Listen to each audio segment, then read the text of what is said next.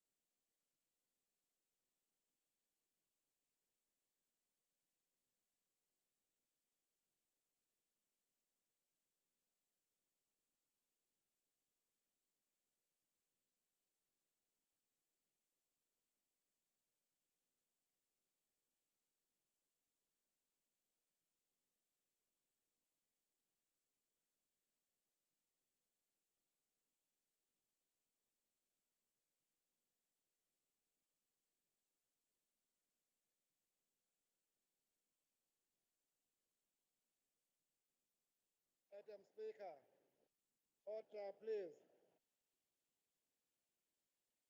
Order, Madam Speaker.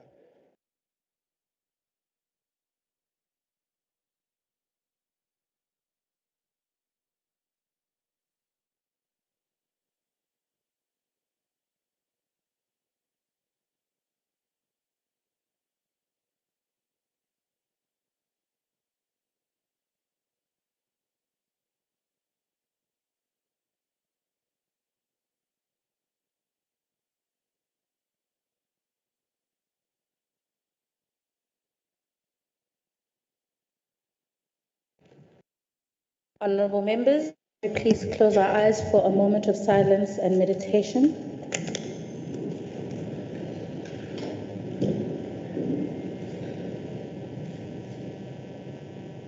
Thank you. You may be seated.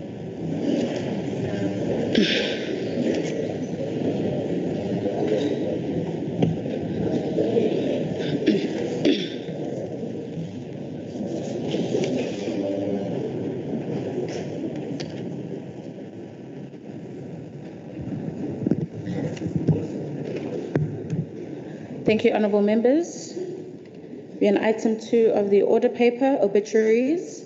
Honourable members, let us take a moment to remember in our thoughts and prayers all those souls who have departed from us in recent times, either due to natural causes, murders, or road accidents.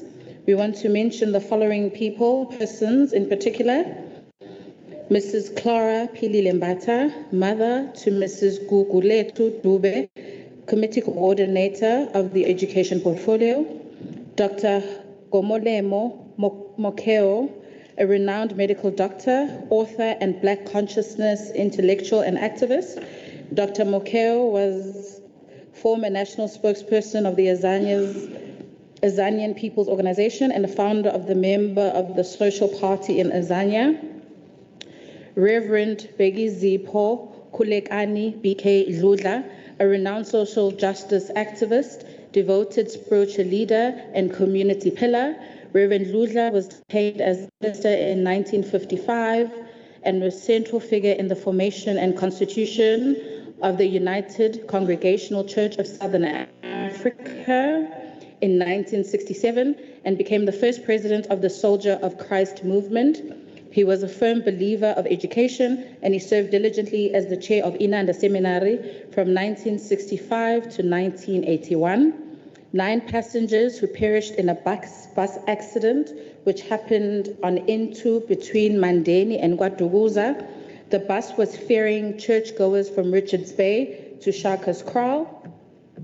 Mr. Ethel Fugard, a South African playwright, actor, and director who was intentionally and internationally recognized as one of the icons of English theatre. Mr. Fugard received the Order of Ikamanga Silver in 2004 and in 2010. Mr. Ashwin Hirji Trikamji, a distinguished attorney, human rights advocate, and religious leader. He was the president of the South African Hindu Maha Sabha and a director at the 1860 Heritage Center. Mr. Carden Woodley, a Glenwood High School student who tragically passed away after collapsing during a hockey warm-up. All victims that have engulfed our province and elsewhere in the country, all flood victims, all artists and veterans in the entertainment industry, all victims of gender-based violence, femicide, and hate crimes, all public servants and traditional leaders of this province and the country at large, and all victims of road fatalities in our province during the recent past. Honourable members, let us now observe a moment of silence to honour those who have gone before us. May we please stand?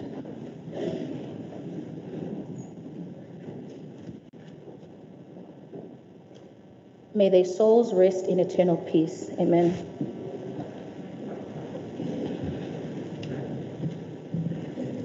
Honourable members, we are on item 3 on the order paper. Apologies. We have an apology from Honourable N.N. Boyce, the Speaker of the National Legislature, who is away on business but will connect virtually.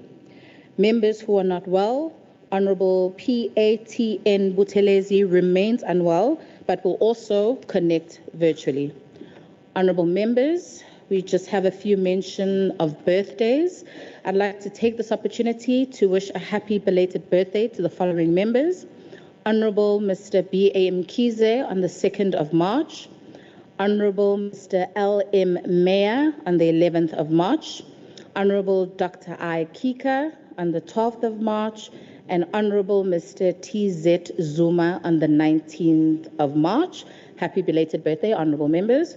And I'd like to wish a happy birthday in advance to the following members. Honourable Ms. D.L. Nzama on the 28th of March, and Honourable Mr. W.N.M. Kize on the 30th of March. On behalf of everyone, I'd like to wish all these members a fun-filled and memorable year ahead. Honourable members, World TB Day was observed on the 24th of March each year. It is designed to build public awareness about the global pandemic of tuberculosis and effects to eliminate the disease. The 2025 theme this year is Yes, We Can End TB, Commit, Invest, Deliver. We encourage members to join the efforts to raise awareness to eliminate tuberculosis in their constituencies. Honourable members, in terms of Standing Rule 143(4), the names of the members appointed to committees must be published in the announcements, tablings, and committee reports, the ATC. The list with the revised allocations effected on 18 March will be circulated to all members. Honourable members, we are on item 4 of the order paper, announcements by the Premier. Honourable Premier, do you have any announcements or reports? Thank you, Honourable Deputy Speaker, the Leader of Government Business, members of the Executive Council, Chief Whip, members of the Legislature. I have no announcement. Siyabonga Mpemba. Honourable members, we are on item 5 of the order paper, tablings of reports and papers, KwaZulu-Natal Legislature. KwaZulu-Natal Legislature performance budget in year monitoring for the month of February 2025. Portfolio Committee on Cooperative Governance and Traditional Affairs. Oversight Visit Report, Disaster Management Centre, Pietermaritzburg, the 5th of November 2024.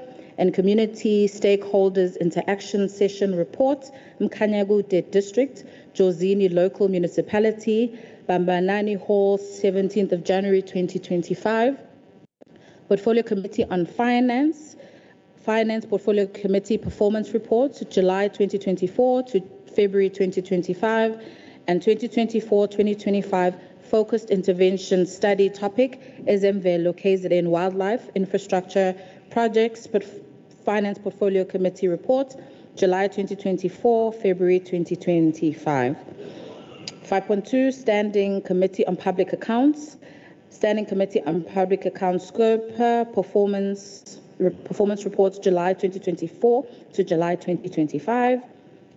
Portfolio Committee on Sports, Arts and Culture, KwaZulu-Natal Portfolio Committee on Sports, Arts and Culture, Oversight Visit to Zimkulu Fitness Centre, 22nd October 2024. Department of Sports, Arts and Culture, 2025-2026, Annual Performance Plan for the KwaZulu-Natal Department of Sports, Arts and Culture, 2025 to 2030, Strategic Plan for the KwaZulu-Natal Department of Sports, Arts and Culture. Honourable members, are there any other tablings of reports or papers? Please may a member rise if they would like to indicate. Thank you so much, honourable members. We will move on to formal motions and notices by the Chief Whip. Honourable Chief Whip, do you have any formal motions or notices? Honourable Deputy Speaker, the Honourable Premier of the province, the Executive Council and colleagues in the Legislature, I have no formal motions or notices. I thank you. Siyabonga, Honourable Kwala. Honourable members, we'll move on to the orders of the day. Thank you, honourable members. We have now come to the item 7.1, the matter pertaining to the tabling of the KwaZulu-Natal Adjustments Appropriation Bill 2025 by the MEC of Finance. Honourable MEC Francois Rogers, please may you proceed. Thank you.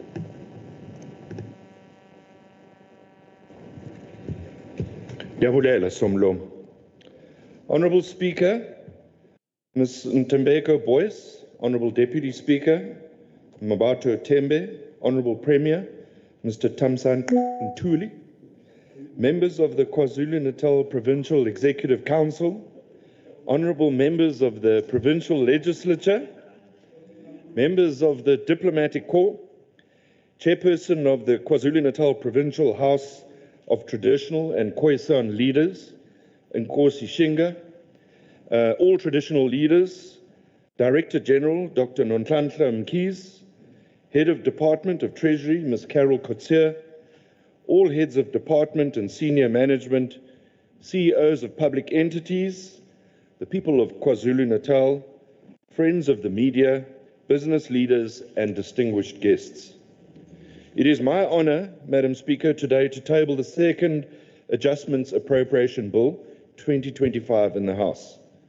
I table this bill in 3 languages, namely English, isiZulu, and Afrikaans. Together with the bill, I table an explanatory memorandum which explains the further amendments being made to the 24-25 budget.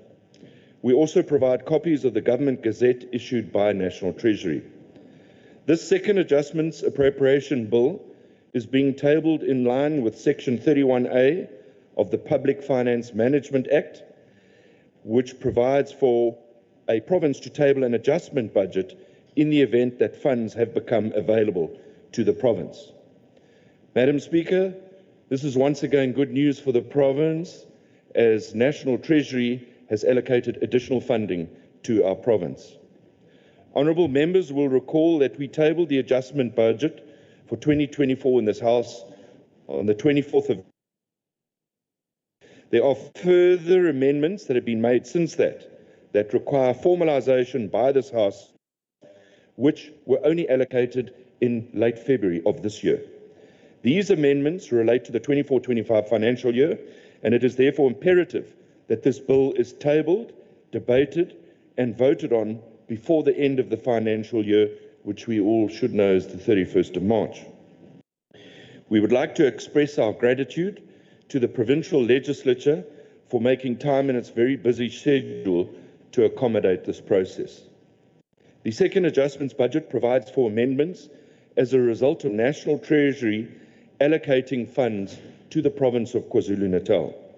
The province of KwaZulu-Natal is required, in terms of the government notices, to table an adjustments appropriation bill for 24-25, referred to as the second adjustments appropriation bill of 2025.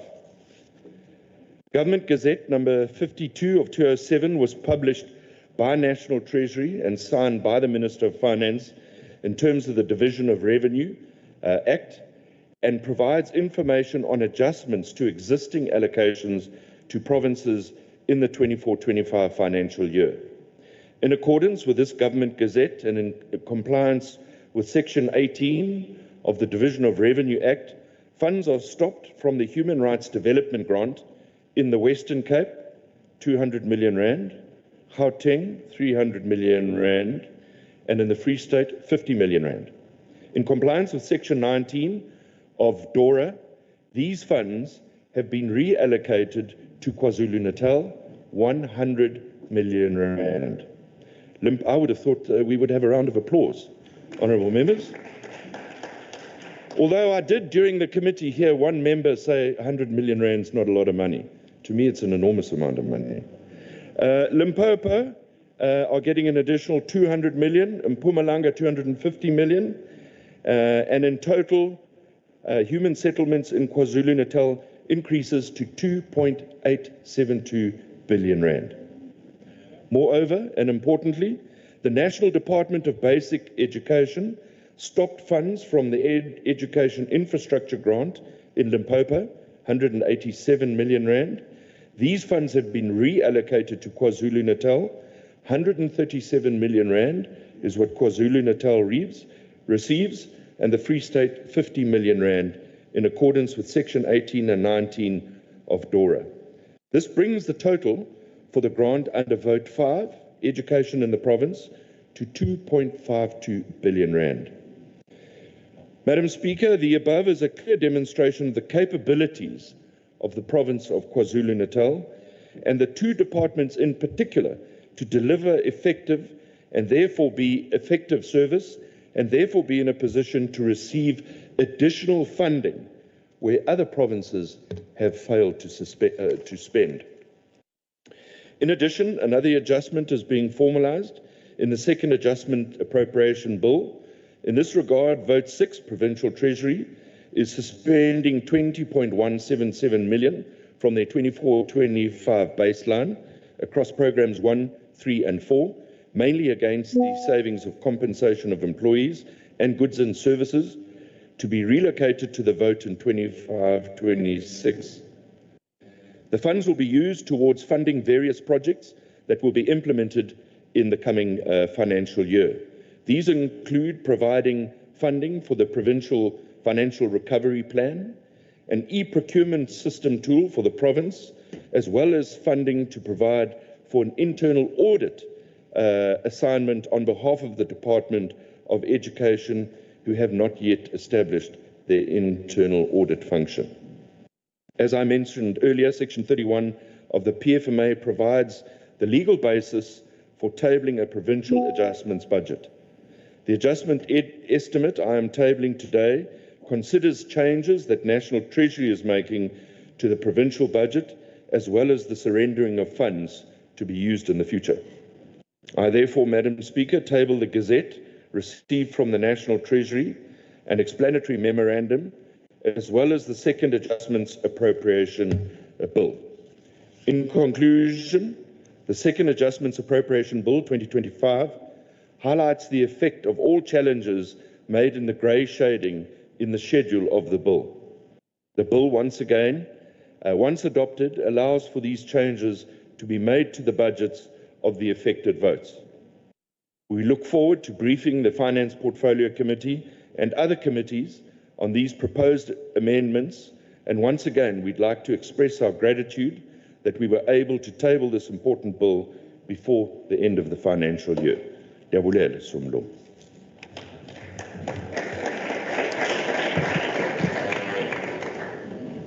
Thank you so much, Honourable MEC. Honourable members, we will proceed to item 7.2 on the order paper, which is the budget speech by the MEC of Finance. I will now again invite the MEC of Finance to please come and table the budget. Thank you.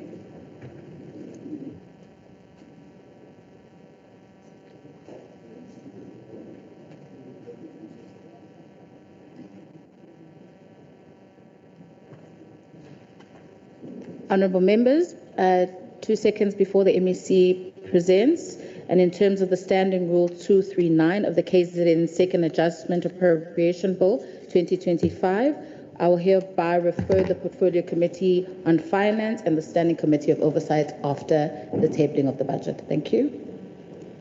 Thank you very much, Madam Speaker.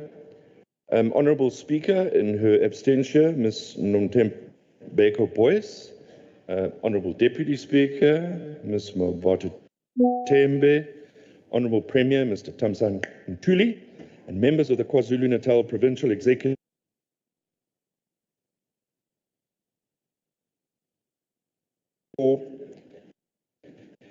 Chairperson of all traditional leaders, Director General Dr. Nonhlanhla Mkhize, Head of the Department Ms. Carol Kutsia and her team, all heads of department and senior management, COEs of public entities, the people of KwaZulu-Natal, friends of the media, business leaders and distinguished guests.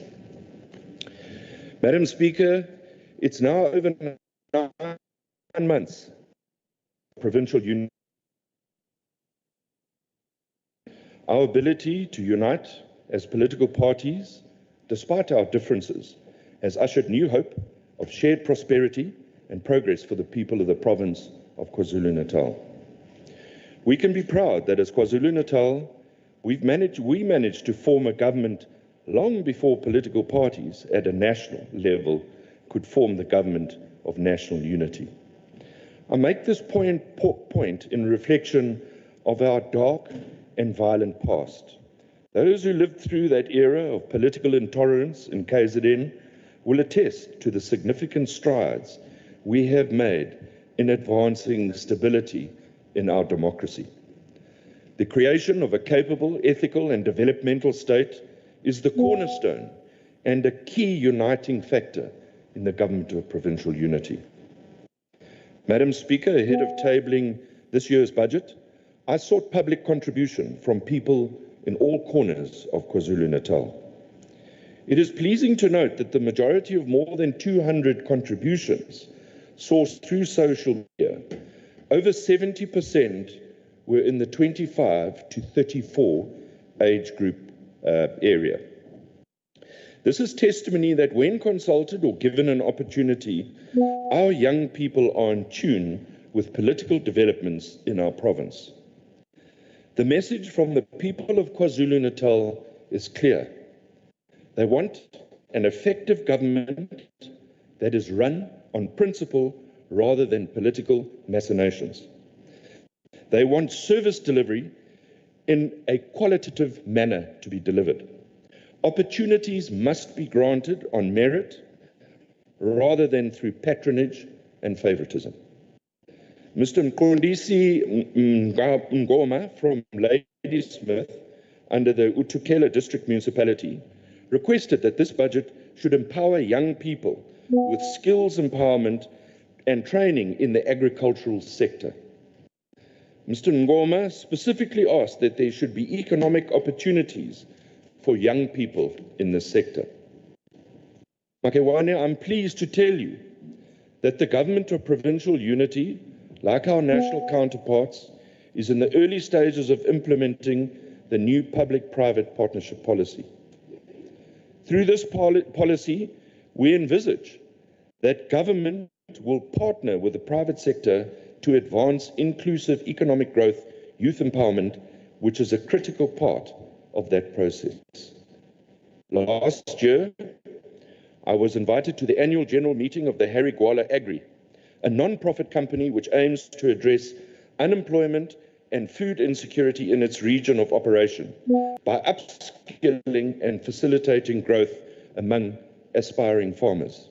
This impressive organization, which was established in 2017, has trained over 206 students who have gone on to complete their studies and graduated in the agricultural sector. About 85% of these trainees now work in the agricultural sector, with 50% of them having been absorbed by the farms where they served their in-service training through the facilitation of the Harry Gwala Agri. The company has expressed interest in partnering with the government of KwaZulu-Natal. We are hoping that this will be possible with Appropriation and our colleagues from the Department of Agriculture and Rural Development. Dr. Koliswa Shangasi, an unemployed medical practitioner from eThekwini, has urged that the GPU increase the budget department so that it may be able to recruit more doctors, nurses, social workers, physiotherapists, and pharmacists, as well as procuring medication and the necessary supplies. I wish to inform Dr. Shangasi that this administration is not pleased with the fact that there are so many healthcare practitioners who are unemployed, especially in recognition of the high demand for their services. This administration inherited a constrained fiscus. However, it remains our focus to prioritize frontline services such as healthcare, education, and social development sectors. Additional funding for the wage agreement gap is allocated to health of over 1 billion rand over the MTF and over 750 million rand for budget pressures.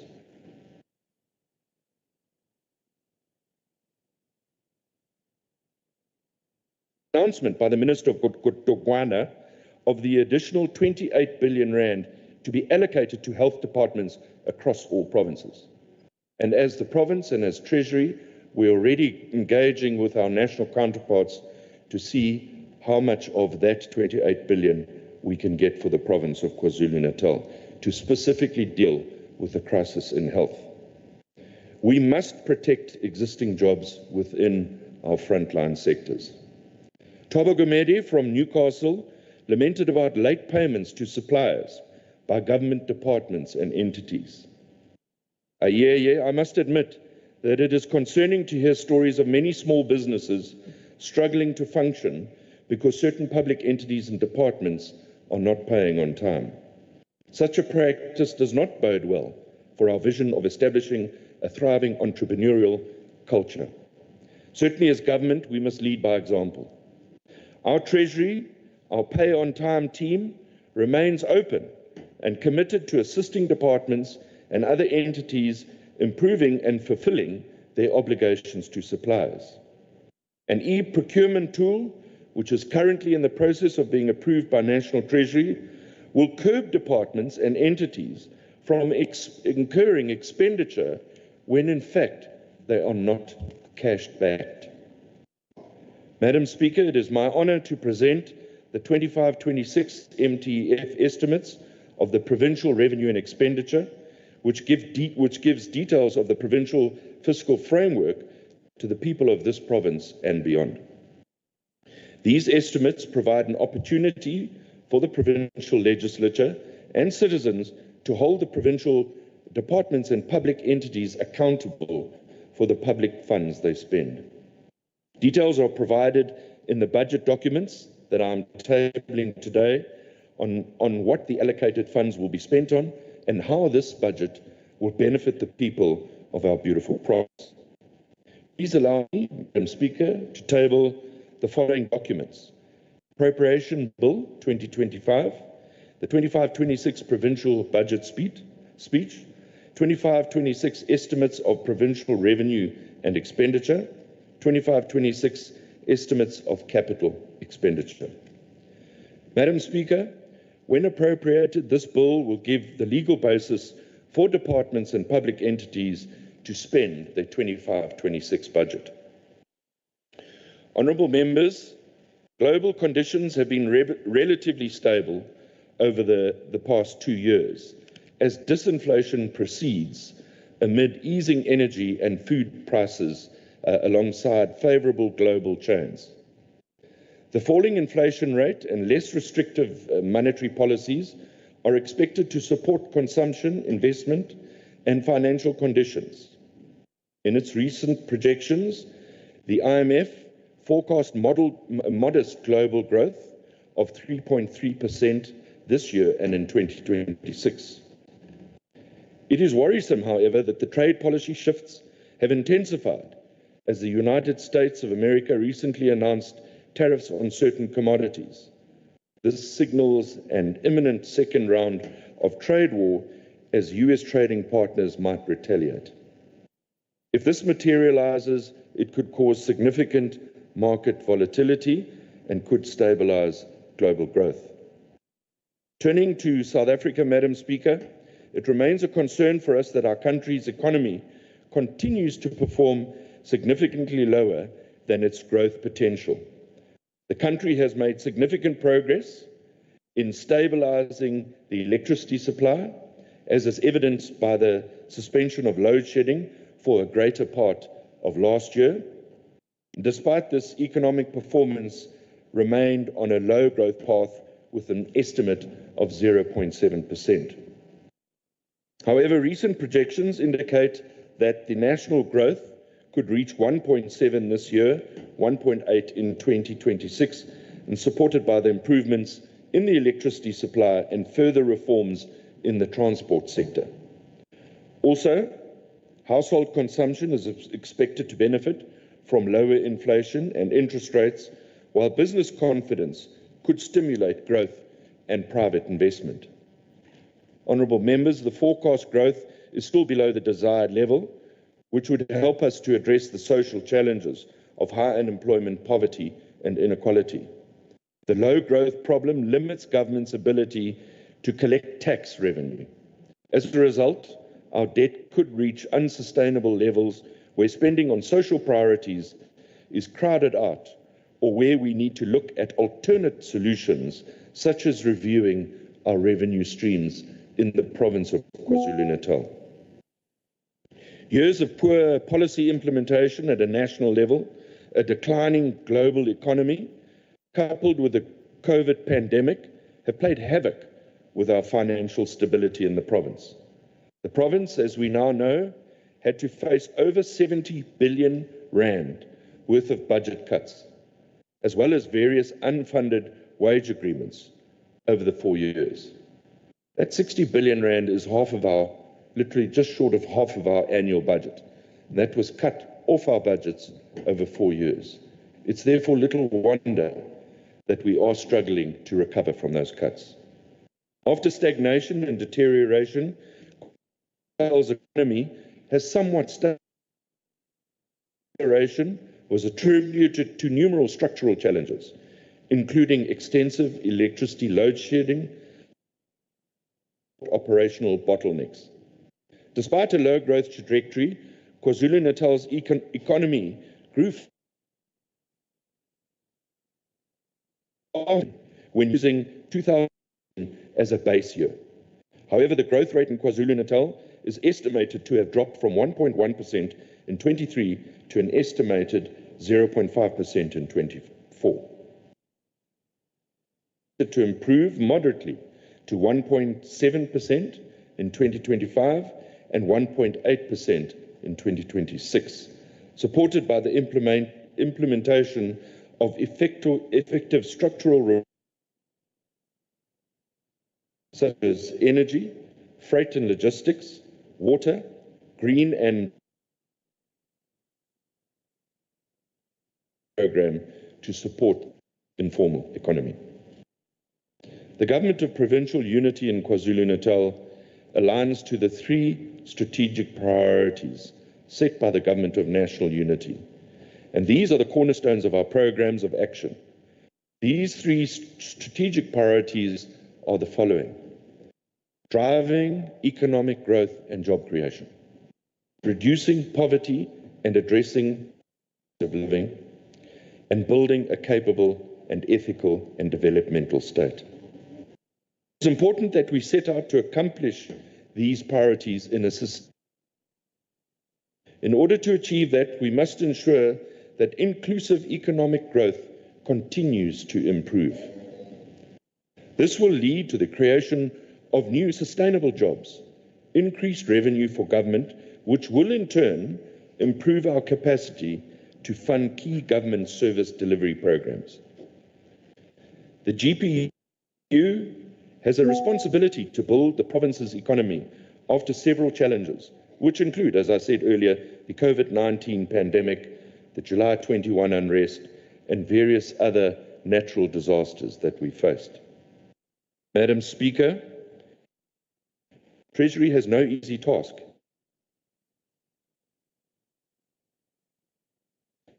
But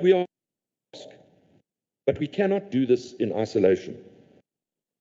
Our heads of department, our chief financial officers, and members of the executive need to work with us to achieve full fiscal recovery and stability.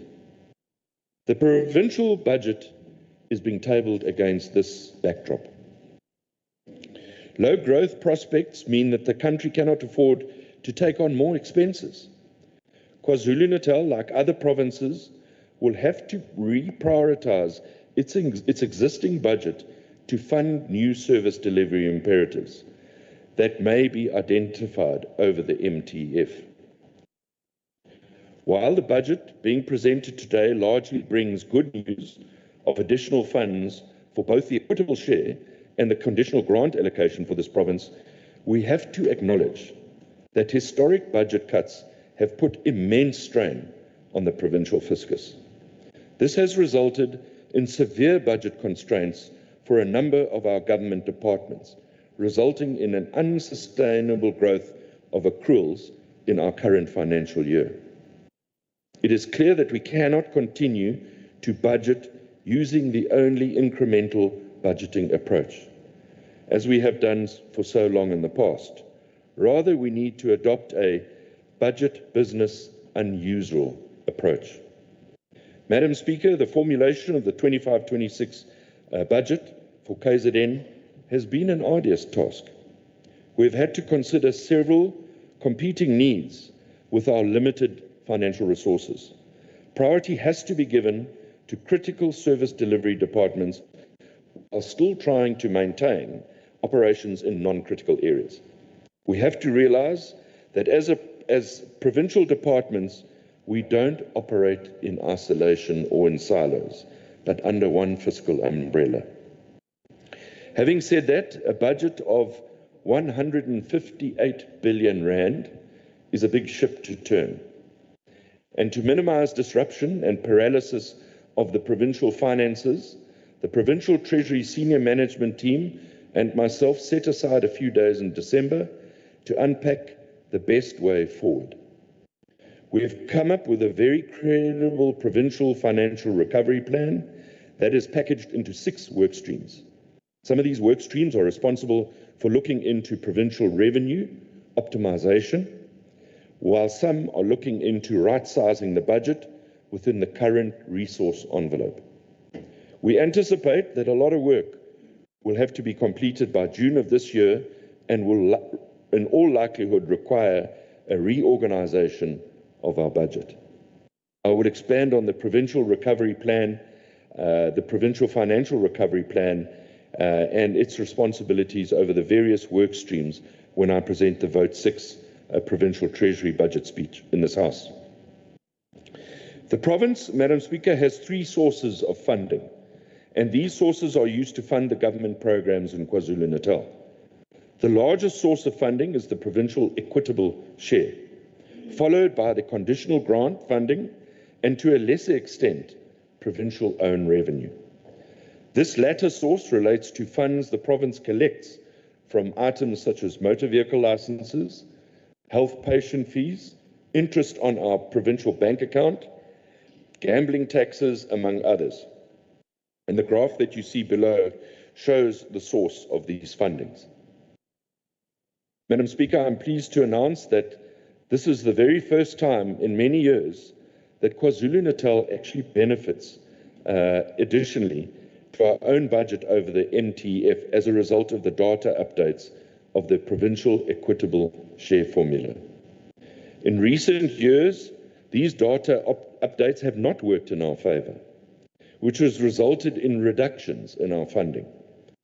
Over this MTF, I'm very pleased to say that our budget increases by approximately 7.2 billion rand. This is allocated over the 3 MTF years. It's a lot of money, 7.2 billion rand. This is allocated over the 3 MTF years with 1.7 billion rand allocated to 25-26, 2.3 billion in 26-27, and 3.1 billion in the outer year in 27-28. These additional provincial equitable share funds were allocated to a number of provincial service delivery priorities. The 2025 wage agreement gap, where departments were required to budget for a 4.6% increase compared to the 5.5% agreed wage increase. That's the first time since we've had budget cuts that this province is not being subject to funding any wage increase after negotiations. That's an enormous step in the right direction, and it's a contribution made by this province during the Budget Council process. Also, the Presidential Youth Empowerment Initiative for the employment of educator assistants under Vote 5 Education. Some of the additional funds were also used to increase the contingency reserve. I will provide some more detail shortly. In addition to this, National Treasury gave us the very positive news that there will be no further fiscal consolidation cuts implemented against the province in this MTF. Important to note, though, that the previous fiscal cuts, which I referred to earlier, remain in our provincial baseline. Further positive news is that we received a significant increase in our conditional grant allocation. And this has nothing to do with the second adjustments, which I tabled a short while ago. This is part of the 25-26 budget.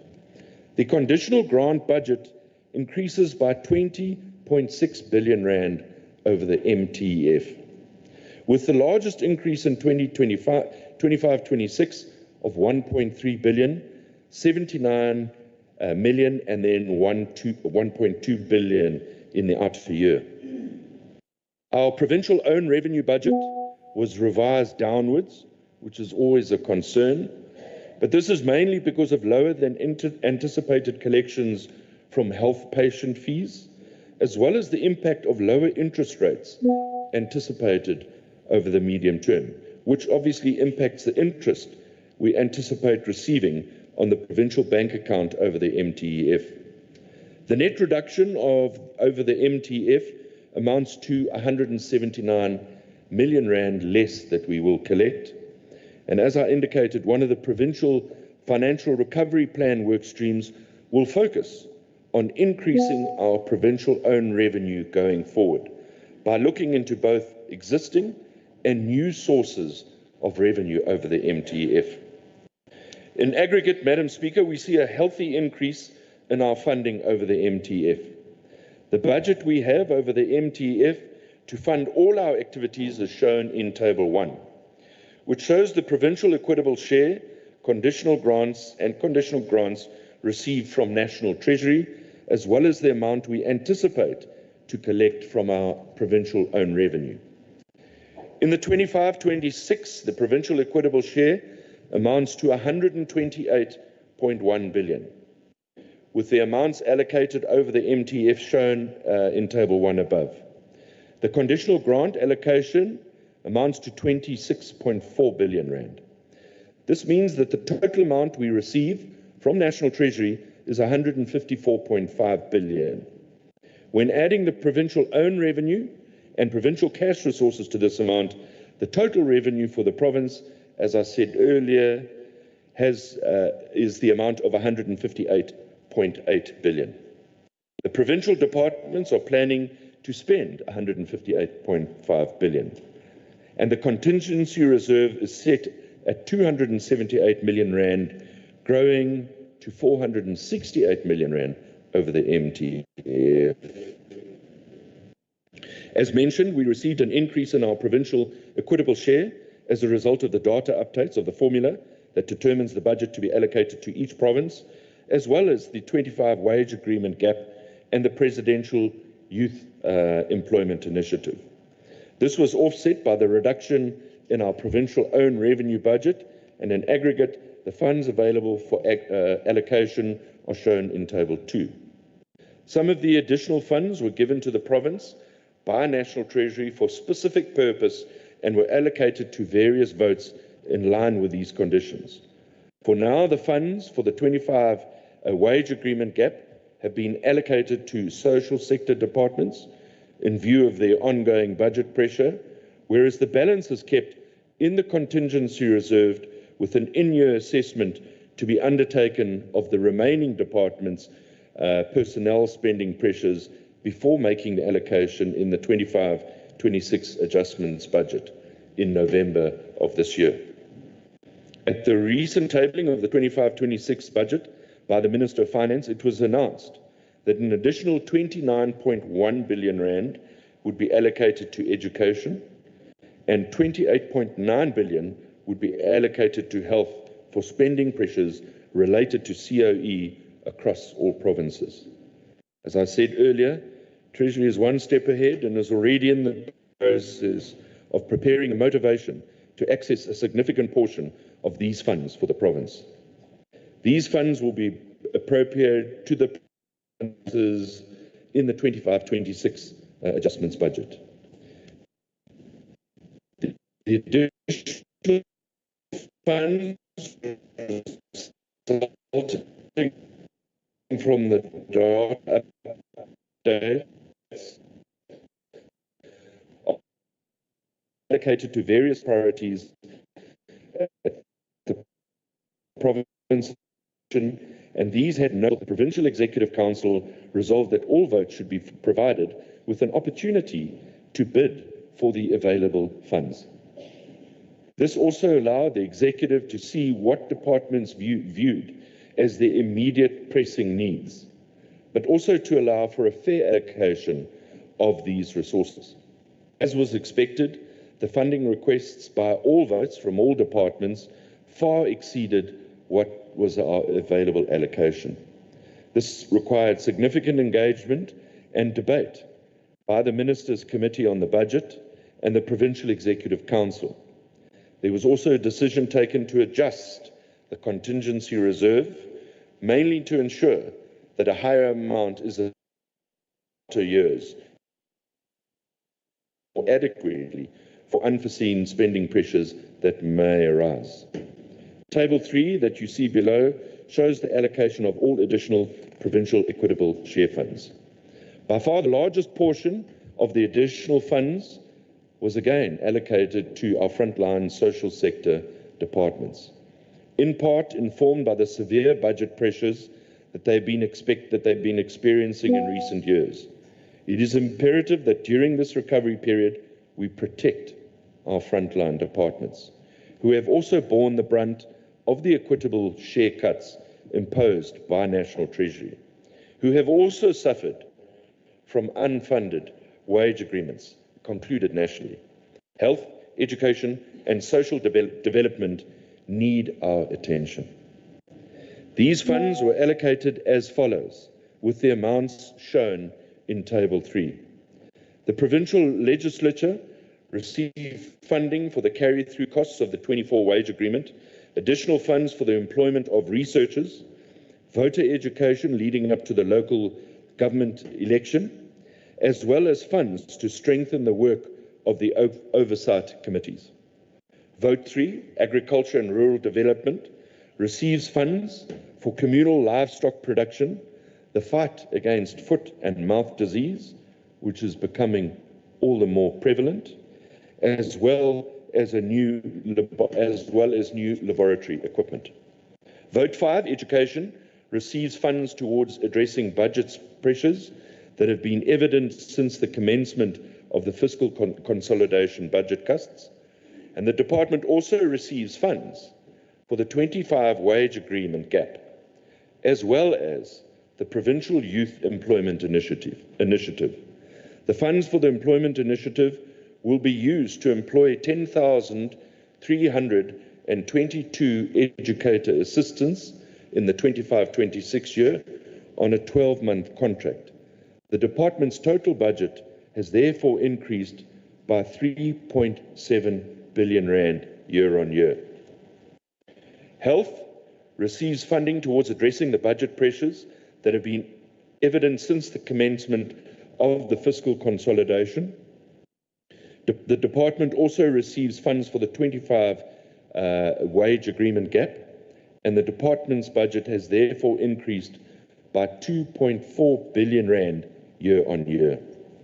That means it's moved from 53.8 billion to 56.2 billion. Vote 9, Community Safety and Liaison, the Premier will be happy to note, receives funding to support community safety structures with items such as safety vests, two-way radios, hats, caps, as well as training and for out-of-pocket expenses for these structures.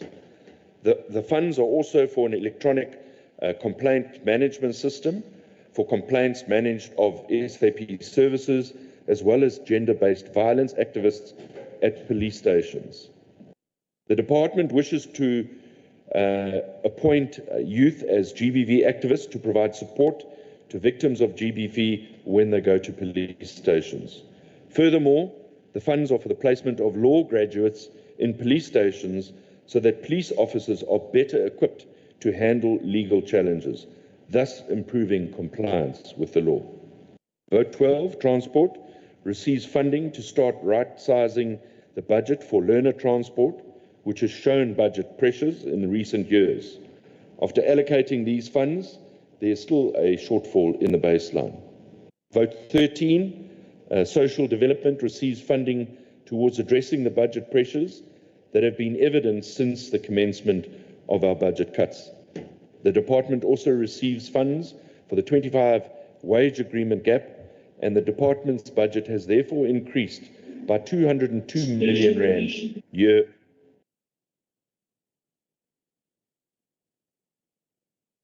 on year. Vote 14, Public Works and Infrastructure, receives funding to start right-sizing the budget for property rates, which has shown budget pressures in the recent years. After allocating these funds, there still remains a shortfall in the baseline. Amendments to the conditional grant allocation by National Treasury. The second highest portion of our funding, as I said earlier, is allocated to us by National Treasury in the form of conditional grants. These funds are allocated to fund specific government programs, and the allocations are made in line with the Division of Revenue Act, and as indicated, the conditional grant budget shows a net increase over the MTF, and the province gains 1.3 billion rand in the 25-26 financial year. A portion of the additional funding results from the incentive nature of some of the infrastructure-related conditional grants. A further portion relates to the funding of the 2025 wage agreement gap for staff funded through various conditional grants, while some additions are to increase the baseline of certain of our grants. The only reduction made in the 25-26 year relates to the Comprehensive Agricultural Support Program, where 13 million is moved to the National Department of Agriculture, Land Reform and Rural Development to augment the funding for the blended finance scheme. Within the grant, there's a shift from the infrastructure portion of the grant to fund extension officers in the Extension Recovery Planning Services portion of the grant. The most significant increases in the conditional grants are discussed here.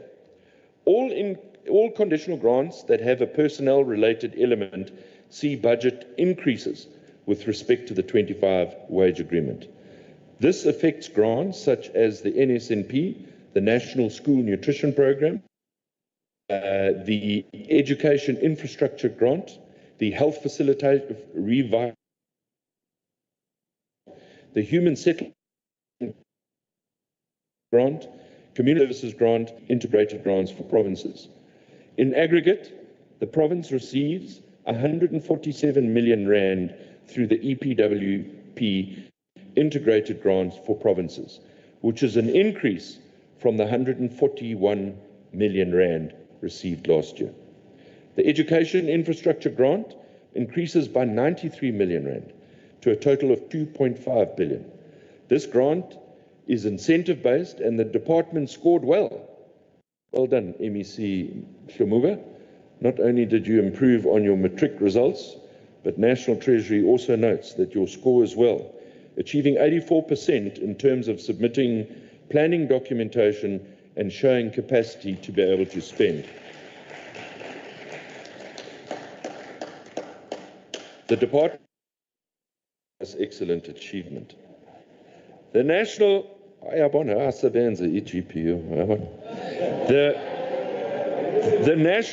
National School Nutrition Program grant receives an increase of 33.3 million in the 25-26 year, resulting in a budget of 2.3 billion rand.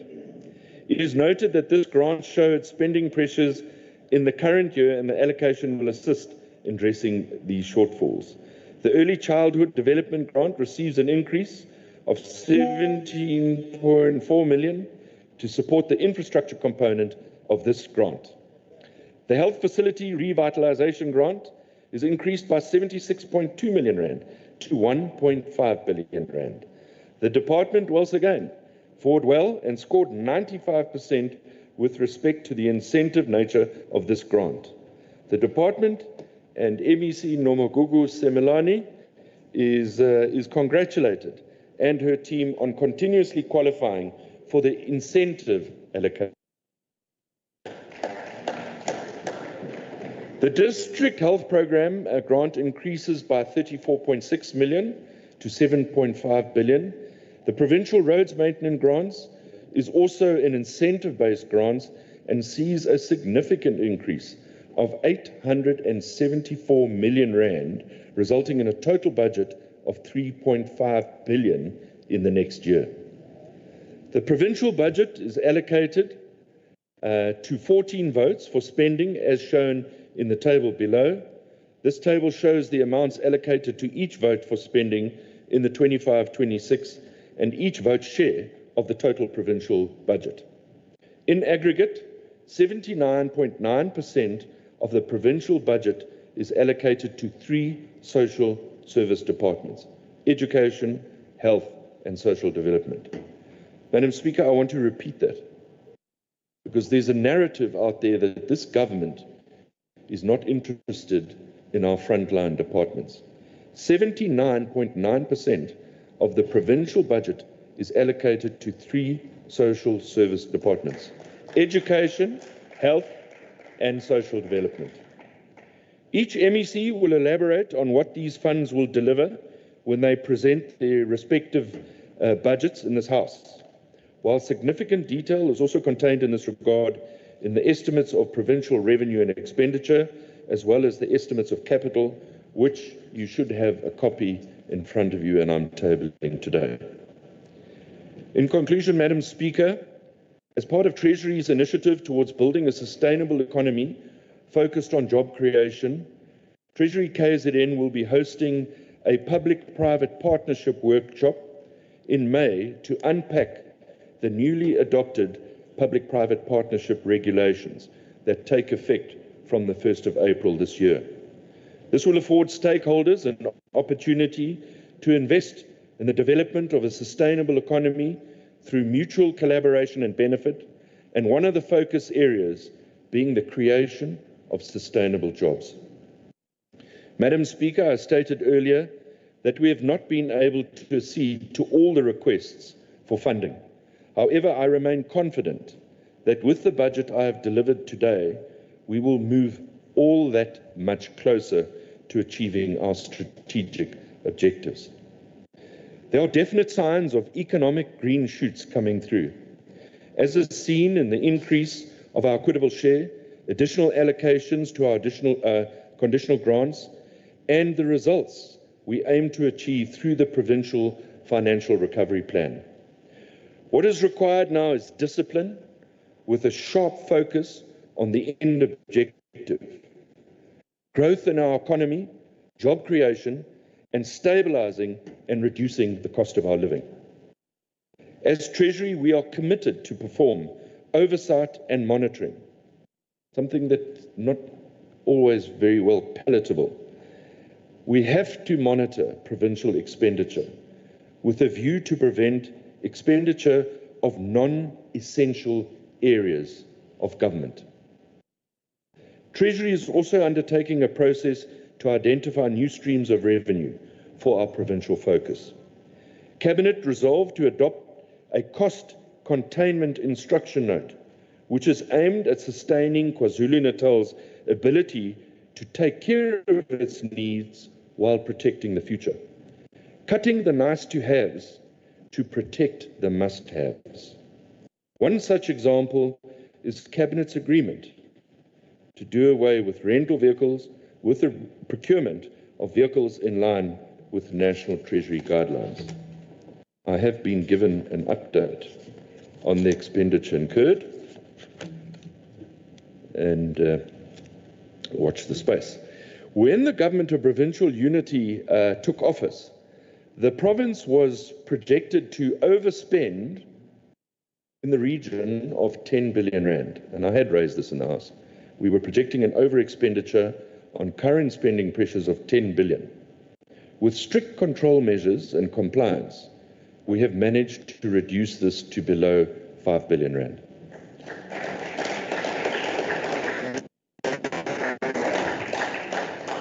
Treasury awaits the approval for the acquisition and implementation of an e-procurement tool, which I spoke about earlier, and this system will put a stop to overcharging of goods and services during SCM and the tender process. Gone are the days where departments will procure bottles of water for 50 rand where they should be procuring them for 15 rand. That is what the system will in fact eliminate. The system will yield enormous savings for the province and reduce irregularities in the procurement process. We're making great strides in achieving a balanced budget. It's a painful process, but a process that needs to be sustained and supported. And I'm happy to say that, Madam Speaker, the Premier has supported me and has become the champion of turning the province into an ethical state when it comes to fiscal discipline. Another initiative to be introduced in April 2025 is the departmental financial dashboards. Every department will now have a dashboard that the committee, the MECs, will have direct access to the creditors' balance, to the debtors' balance, to the cash balance and any projected expenditure. This will assist committees and members of the executive to effectively and simply monitor the financial position of their department. So once a month you can take the blood pressure, you can test the sugar levels of your department, Honourable Kika. KwaZulu-Natal Treasury is also exploring the establishment of an information centre. This centre will focus on Operation Pay on Time and assist with tender processes and supplying information on public-private partnerships, particularly assisting our small and emerging SMMEs. Going forward, I will continue in my capacity as MEC to regularly engage with the Premier and the Provincial Executive on good financial practices. We will be consistent in our advocacy for efficient expenditure, the prioritisation of programs aimed at alleviating poverty, inequality, unemployment, effective service delivery, and building a sustainable economy. I'd like to thank the Honourable Premier, Premier Ntuli, and the Honourable members of the Provincial Executive Council and the members of the Ministers' Committee on the Budget for their support in putting together the KwaZulu-Natal budget for the 25-26 financial year. Madam Speaker, also allow me to take this opportunity to thank my political home, the Democratic Alliance, for affording me the opportunity to fulfil the role of MEC of Finance in the province of KwaZulu-Natal. I wish to also thank the A-team, the Treasury officials, under the leadership of HOD Ms. Carol Kutsia, for ensuring that the budget documentation is of its usual high quality and the contained commitment shown by the entire team at Treasury. You're an asset to the province of KwaZulu-Natal, and also my heartfelt thanks must also go to the National Treasury team and the National Minister of Finance. To the Chairperson of the Committee of Finance, Mr. Mthandeni Dwana, and members of the Finance Portfolio Committee, your input, as always, is invaluable. I look forward to engaging with you on the budget process going forward. Madam Speaker, to the most important people in my life, my wife Rita, who's in the house today, and my youngest daughter Hayley, and my daughter who is watching in Malawi, live streaming from Malawi. I want to thank my family for their love, support. Being a politician is not always a family-orientated occupation. You have been a pillar of my strength. Thank you very much. Madam Speaker, ladies and gentlemen, it is my honour to formally table the 25-26 financial year budget for the province of KwaZulu-Natal. I thank you.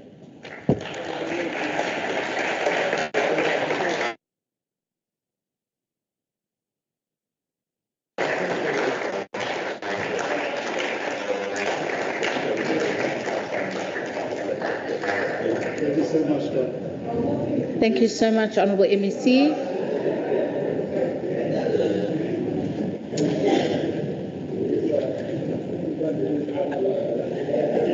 Thank you, Honourable Members. It's said, behind every smart man is a smarter woman, so I'd like to also acknowledge Mrs. Rita Rogers in the gallery today, and his daughter and son-in-law who are here. And I'd also like to acknowledge all guests that are here in the gallery today. Honourable Members, in the terms of the Standing Rule 239, the KZN Appropriation Bill 2025 is hereby referred to the Portfolio Committee on Finance and to the Standing Committee on Oversight of the Legislature. Further, I am adjourning the House to allow for the Finance Committee and the Standing Committee on Oversight of the Legislature to meet in Ingungwe Committee Room to process the KZN Second Adjustment Appropriation Bill, which was tabled before 2025 budget, and report back to the House today. The House will then resume at 10:25, and the House is adjourned until then. Thank you so much, Honourable Members. Oh, Pardon? 24? 25 past. Is that 50 minutes? I'm right. Thank you, honourable members. The House will adjourn until 25 past 10. Thank you.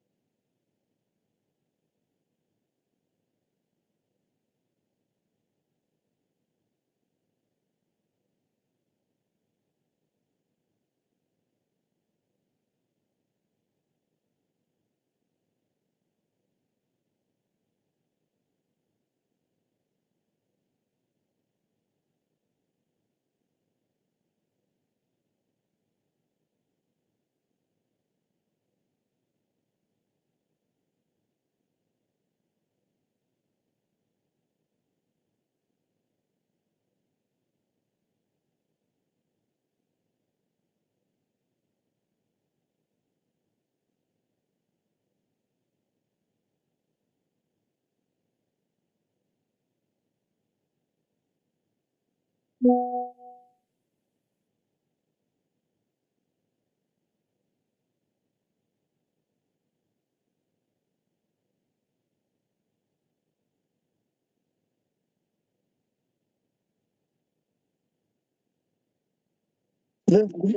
basho uphemba engafuna ukutshela izulu. Hayi ba muntu omthetho.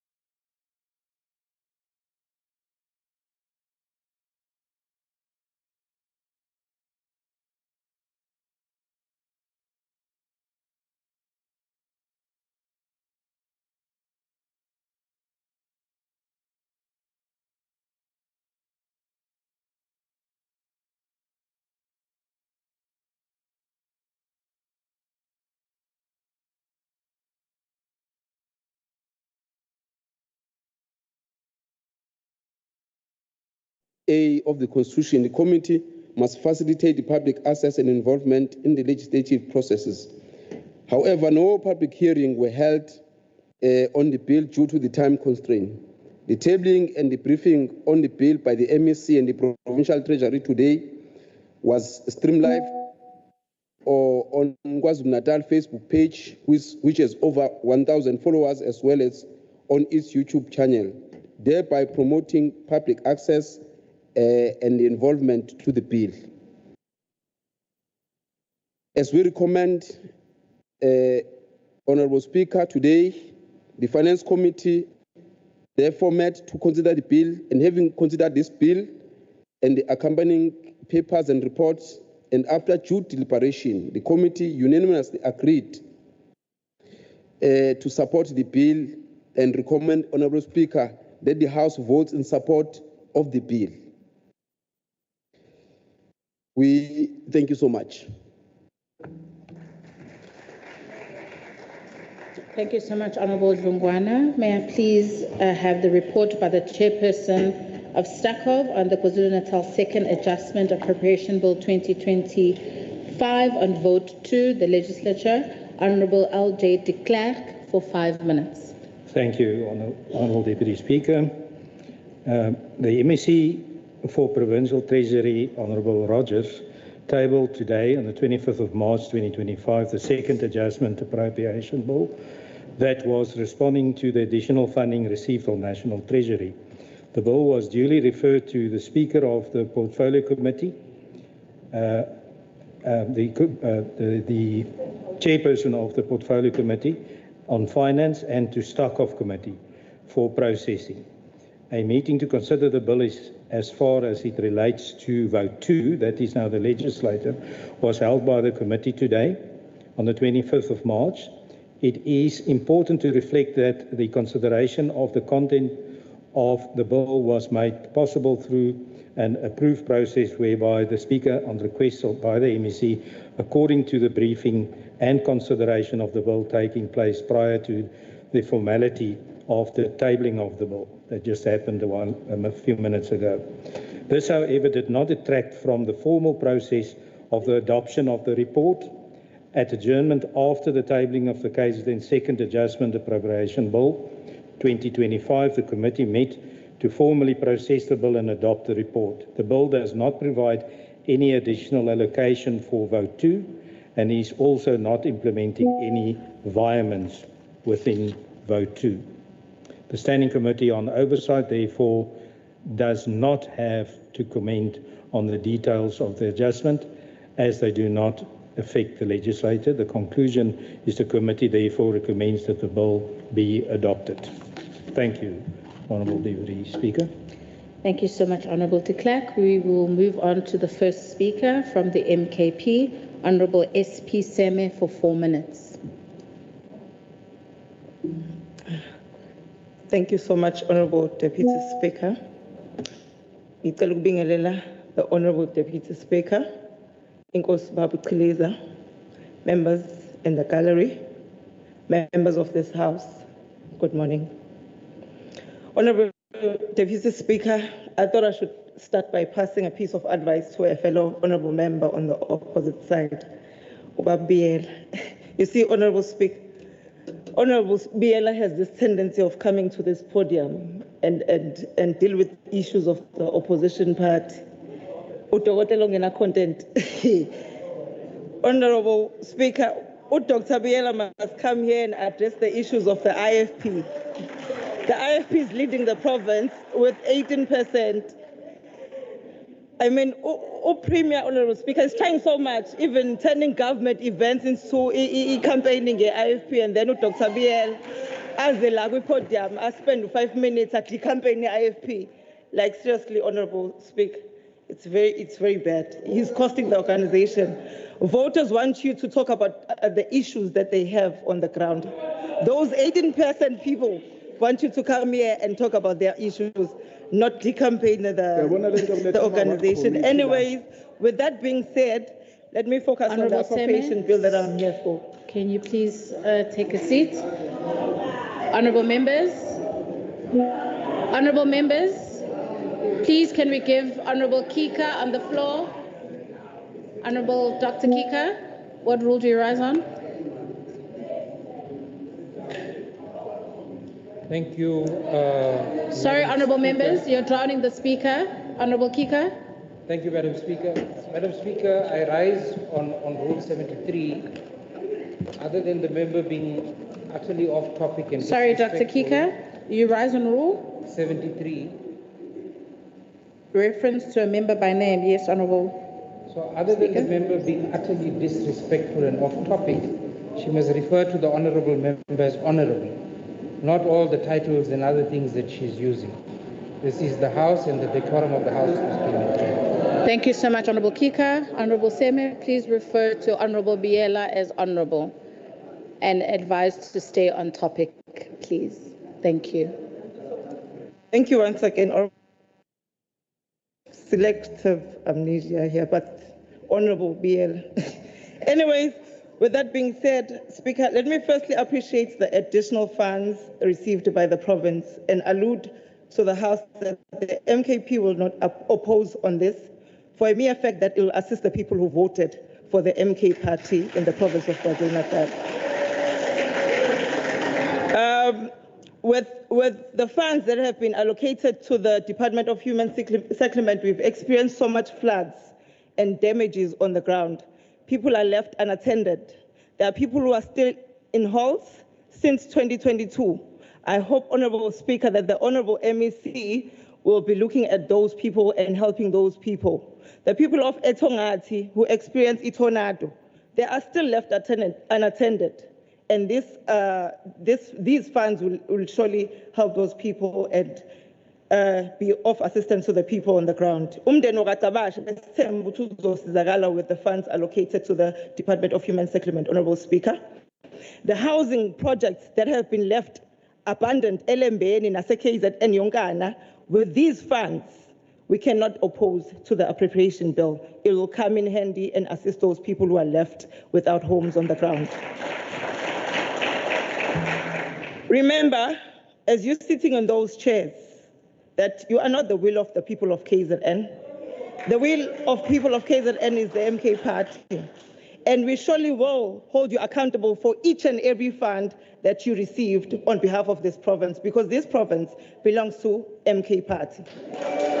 We will do that without any fear and without any favor. These funds must not only appear on paper, but they must also appear on the outcome, and it has to be tangible outcome. Thank you so much, Honorable Speaker.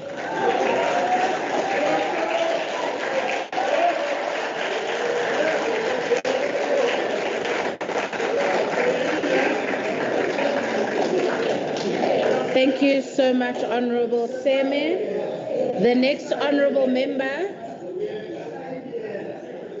Can the honorable members on the left please keep it down? The next honorable member from the IFP is Honorable de Klerk for 6 minutes.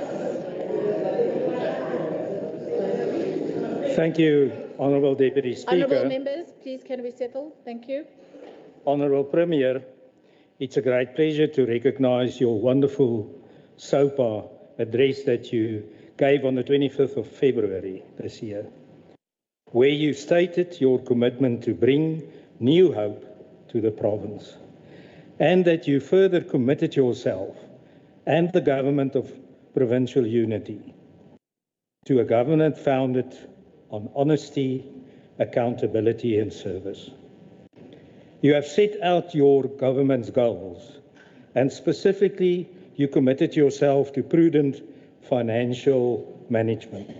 Today we have heard the MEC for Finance outlining the budget going forward.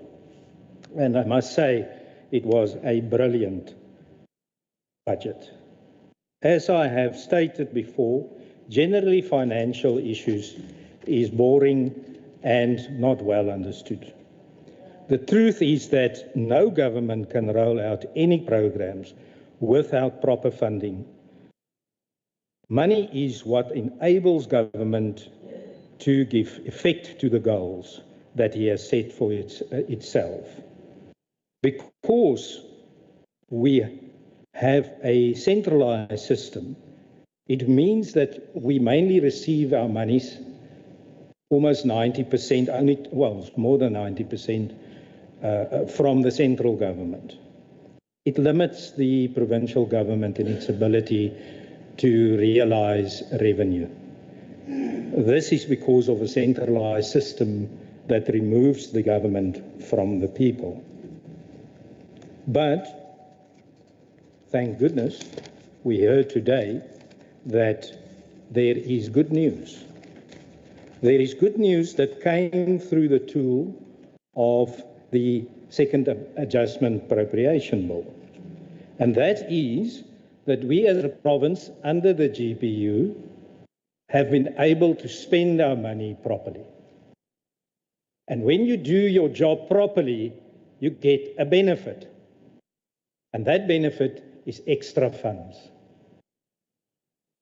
And everybody in this house is supporting the fact that we receive extra funds. But we have to congratulate the Premier for leading a government that allowed that to happen. It shows that we are an effective government. And we can see that there's two very important words out of the debate or the speech of the budget today, and that is additional and increases. It's like a golden thread through that debate. There's additional funds that will be utilized like this. There's additional funds with the formula that's worked in our favor with the equitable grant, equitable share. There's increases. What wonderful news to stand here today and to be able to put that to the House. That through this adjustment bill, we can appropriate more money to those places where it's needed. So, what it means is that the GNU is a winner. It's on a winning track. And it's not just me saying that, it's the facts stating that. Thank you, Honourable Premier. Do so.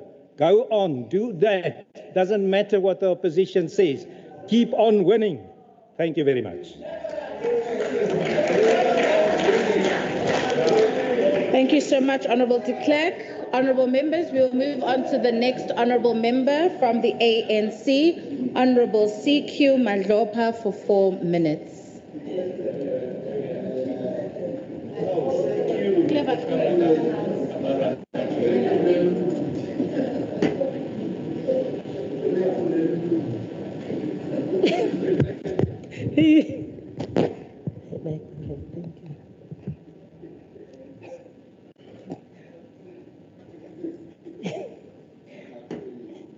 You're protected, Honourable Member. You may continue.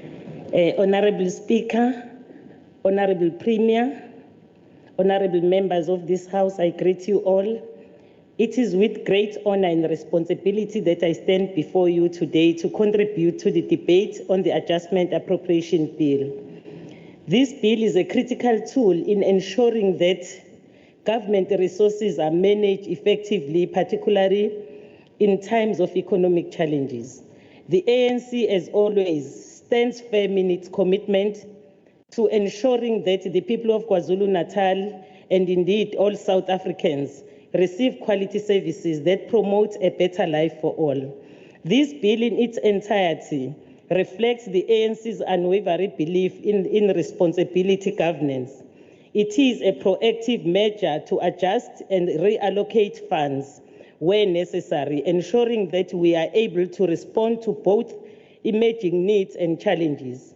By focusing on essential services and critical infrastructure, the bill demonstrates the ANC resolve to improve the lives of the people of KwaZulu-Natal, even in the face of a difficult economic environment. One notable example of this strategic allocation is the reallocation of 100 million within the human settlement from the National Treasury to KwaZulu-Natal that came from provinces like Western Cape and others that failed to spend their grants. This funding will be crucial in addressing the province's housing needs, ensuring that more South Africans have access to safe quality homes.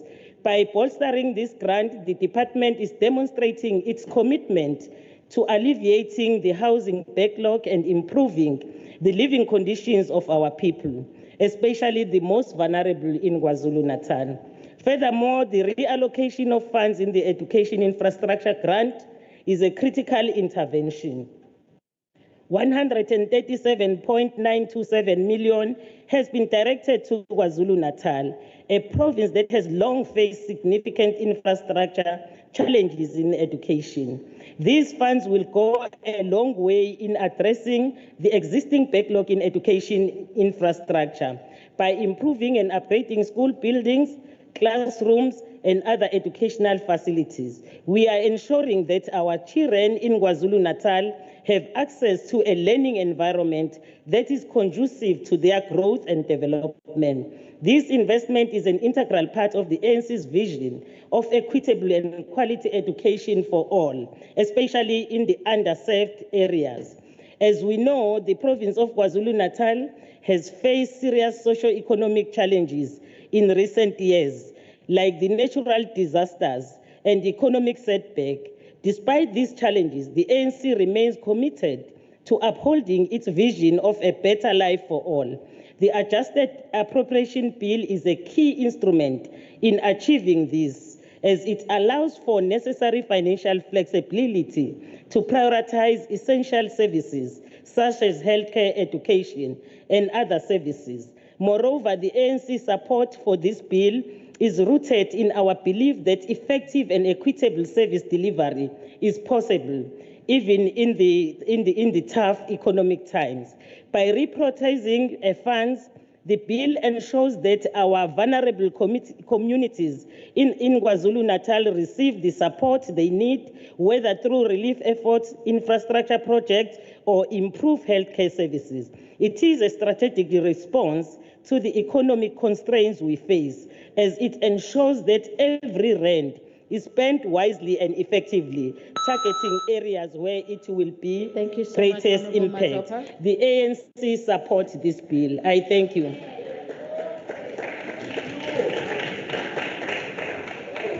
Thank you, honourable members. The next member from the MKP is Honourable C.T. Kanye for 4 minutes.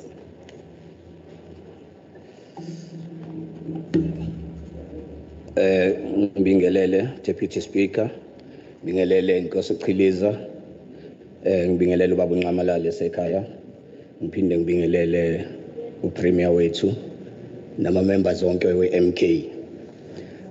We would like to applaud the National Treasury for the additional funding allocated to the Department of Education. The KwaZulu-Natal Department of Education has had possible risk of job cuts of about 19,000, as it was announced by the Minister Kotongwane in the past weeks. The 137 million will play a major role on saving these jobs. We would make sure that these funds are used properly, and sizosigada ke nesandla esilula baba uHlomo. With the shortage of the stationery, this will play a significant role, and the MEC Hlomuka kunezikole ezingasakwazi ukudla izingane. We hope le mali izodlala indima enkulu futhi. Transport is also a big issue, especially in rural areas. Our kids must walk plus minus 5 kilometers. MEC at Friat last month, 11-year-old girl was raped and killed on her way back from school. So siyacela ukuthi le mali ukukubuke lokhu kubantwana abahlala ezikolweni abahlala emakhaya MEC.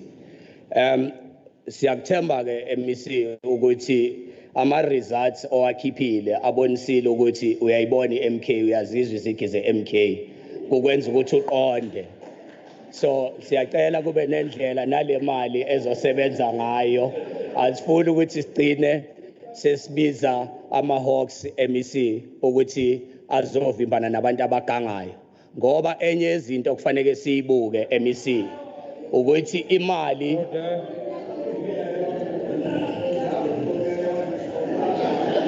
Honourable members, Honourable Kanye, may you please take your seat? Honourable Kika, what rule do you stand on? Madam Speaker, I rise on Rule 70, but I've also been called Osama bin Laden by somebody. Which is another matter. Please continue, Honourable Kika. The honourable member at the podium is not addressing the presiding officer, but the MEC on a continuous basis. It may have been a slip of the tongue the first time. Honourable members, please. Time, yes, not continue. the third time. So we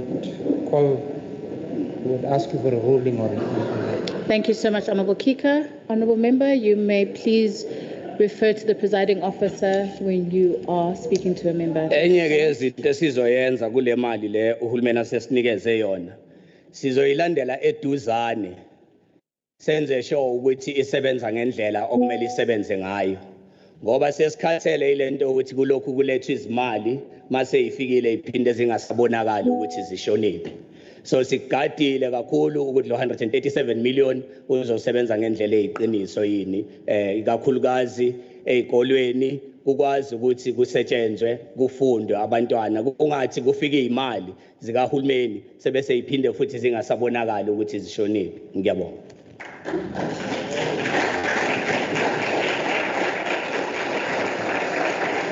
56 million. Thank you so much, Honourable Kanye. The next member from the Democratic Alliance, Honourable T.J. Browter-Seth, for 4 minutes. Honourable members, please can you settle? Thank you. Honourable Speaker, Honourable Deputy Speaker, Honourable Premier, Honourable MECs, Honourable members.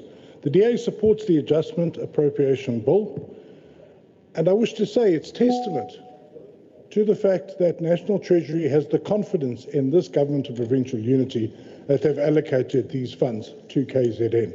That's an important thing to remember.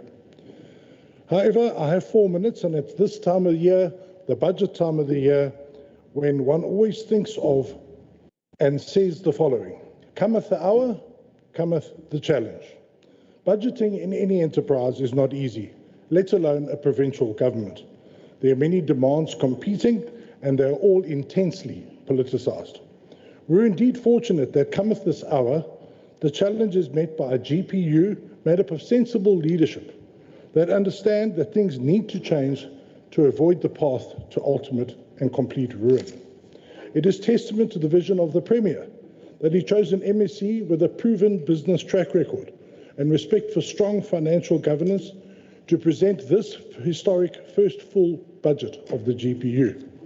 It is equally testament to a commitment to a capable ethical state that he chose an executive, thank you Premier, that are committed to working with the MEC of Finance, an exercise that has already cut the deficit crisis in half. As the MEC said, uyabona le GPU iyasebenza. You don't like it because it's true. In anticipation of today's budget tabling, the DA and KZN were watching closely to see whether the MEC can meet the following challenges. KZN's equitable share from National Treasury. Our province was not getting its fair share, its fair slice in an environment where the equitable share formula set out in the Constitution presents a veritable actuarial Gordian knot all of its own. MEC Rogers has, however, conquered the riddle that has led to our province receiving its due and an increase to boot. The second challenge was adequate budget allocations for provincial departments and entities. Now that the KZN has its fair slice of the equitable share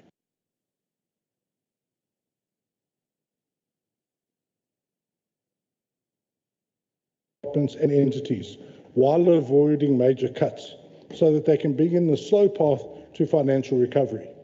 Many departments have heeded this call to tighten their belts and now deserve some relief. The final challenge was taming the dragon that is COE.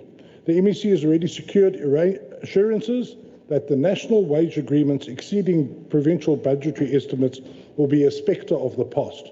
The tabling of the budget today makes it clear that these assurances will be kept and that the wage gap will be filled in key human resources departments. Now, interestingly, in the run-up to this debate, various unions and other parties criticised the MEC for following neoliberal policies in setting out this budget. To be clear, the MEC has done quite the opposite. 79% of the budget is being spent on education, health, social development. 79%. We need to dwell on that. Encouraging initiatives also came through. The introduction of financial dashboards, which I, as a member of the Finance Committee, are looking forward to. As Scopa Chair, I'm extremely excited about the e-procurement tool that will help rationalise that process. In short, the MEC said it. We are cutting the nice-to-haves to protect the must-haves. We commend the MEC on this budget and wish him well and his Treasury team well for the future. Thank you so much, Honourable Browser. The next Honourable Member from the EFF, Honourable Twala, for 2 minutes. No, thank you very much, Honourable Deputy Speaker. Let this budget and this additional funding go and solve the issues that are faced with the downtrodden and the dejected masses of our society. Let this budget and this allocation solve the issue of lack of services in eThekwini, in the dilapidated infrastructure, and those who are living in squalor and languishing in poverty and still stacked like sardines in halls under the GPU government. Let this budget help those who are suffering and the plight and the pain of our people and the dignity be restored on this budget allocation. We only have two options. The KZN money bill, there's no legislation or to amend any bill. In the absence of section 120 of the 120 section 3 of the Constitution, it's either we do two things: we amend the current money bills, or we reject, we accept, or we amend the money bill. Sorry for that. Ordinary bills may be amended by the legislature, but not money bills that we currently do not have the legislation of. Therefore, we are saying, as the EFF, we accept this additional funding to go and resolve the issues of our people that are still suffering in areas of eThekwini at large. Thank you very much.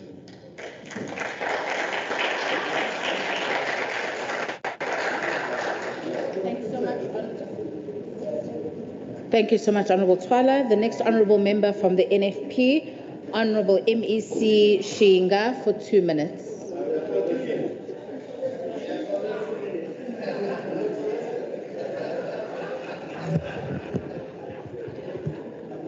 Honourable members, Honourable Chief Whip from the opposition, please can you ask your members to keep it down? Thank you. Honourable Deputy Speaker, Honourable Premier, Honourable members of the Executive, Honourable members Sanbonani, the NFP rise to congratulate the MEC and in support of KwaZulu-Natal Adjustment Appropriation Bill 2025, with the understanding that the budget is not just about numbers, it is about the people, service delivery, and addressing the urgent needs of our communities. Honourable Deputy Speaker, the bill comes at a critical time when our province faces severe economic hardships, high unemployment rate, infrastructure challenges, and an ongoing crisis of gender-based violence. The NFP's position has always been clear. The allocation of resources must be felt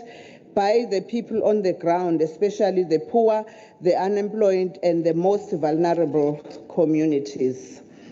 Honourable Speaker, we cannot ignore the reality that women and children in the province continue to live in fear. The NFP has consistently called for increased investment on GBV intervention programs, and we are pleased to see more progress on this budget. However, we must ensure that more funding is allocated to safe houses and victim support services. Our law enforcement agencies are better resourced to respond to cases of domestic violence. Economic empowerment programs for women are expanded, reducing their vulnerability to abuse. Finally, the Honourable Deputy Speaker, the people of KwaZulu-Natal expect this budget to be managed with integrity. The NFP remains firm in its stance that corruption and wasteful expenditure must be eradicated. Funds allocated for service delivery must reach the intended beneficiaries, not disappear into irregular expenditure. Strengthen oversight. Thank you so much, MEC. Thank you, Speaker. Thank you. Honourable members, the next member from the MKP. Thank you, honourable members. The next member from the MKP, Honourable M.A. Dirks, for 4 minutes. Thank you, Honourable Speaker. Good morning, Leader of the Mkonto Sizwe and in the House, Leader of the EFF, Honourable Twala. Good morning. Good morning, all members present. Good morning, members in the gallery. You see, Honourable Speaker, this is the problem. This is the problem. You see, we have a member that came here now, MEC. And this is the confusion of this GPU. That member came here and debated the budget that was presented by Honourable MEC. That's what that member was debating. I was listening, I was sitting down on the floor. And I'm listening to that member. The member is debating the budget that was being. She's not dealing with the adjustments. She's dealing with the budget that was the thing. And that is the confusion of this GPU.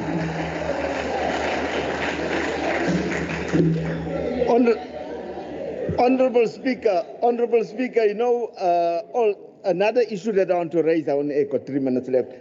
You know, Honourable Speaker, when young people debate in the House, Honourable Sema is debating and she's having a dig at the Honourable Biela there. Honourable Biela is very capable of defending himself. He's a well-educated person. Honourable Sema is a very well-educated person too. When they debate young people, we must learn. We must learn. We must learn not to get. We must not get ends in our pants and want to jump up. And when young people debate, let them debate. Let them pay. Can you please take your seats? Honourable Deputy Chief Whip, what rule do you rise on?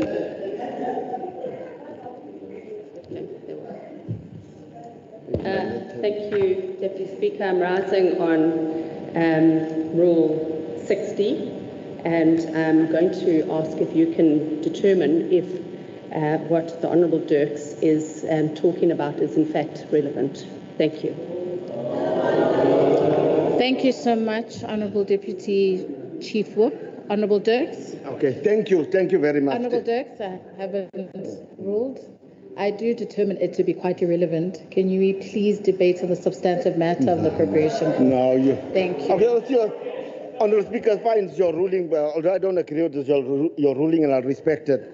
It's fine, it's fine.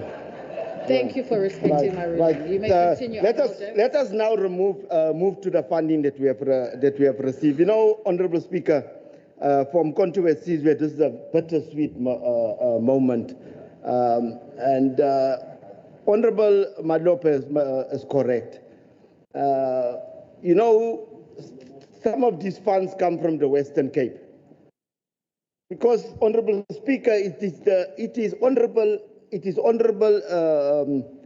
Kikia's DA that continue doing this year in and year out, where they don't spend funding allocated to human settlements in the Western Cape. And our people are suffering in the Western Cape because they are failing to spend the things. And those people in the Western Cape are our people. You saw we have won an award last week there. It's our people. And our people are getting deprived by the very DA, and that because they don't spend that money. Now the money has come to us. It is a sweet moment, but it's also a bitter moment for us, because whilst we're going to receive that funding to assist our people, our other people in the Western Cape are suffering. So that is how we receive this funding. We'll support this bill and receive this funding, but with a heavy heart. It's a bittersweet moment for us. Now, Coming to the issue of honourable, through you, Madam Speaker, the honourable de Klerk have raised issues here. He says that we have received this money because we have been effective and we have been spending all. It's not true. It's not true. We are not an effective government. And unfortunate for me, I sit with de Klerk on the through you, Madam Speaker. I'm sitting with Honourable de Klerk on the committee of SCOPA. And it is the very same Honourable de Klerk when he gets into SCOPA. The MEC of health, of education, he lambasted that committee. He deals with the committee because, and the reasoning is valid. When he deals with them, he's correct. Because it's fruitful, wasteful expenditure. It's irregular expenditure in education. And then he deals with them there in the committee. But today he comes here, he says, no, we have received this money because we are effective. It's not correct. Madam Speaker, the honourable members learn not to speak with a forked tongue. Thank you very much. So much.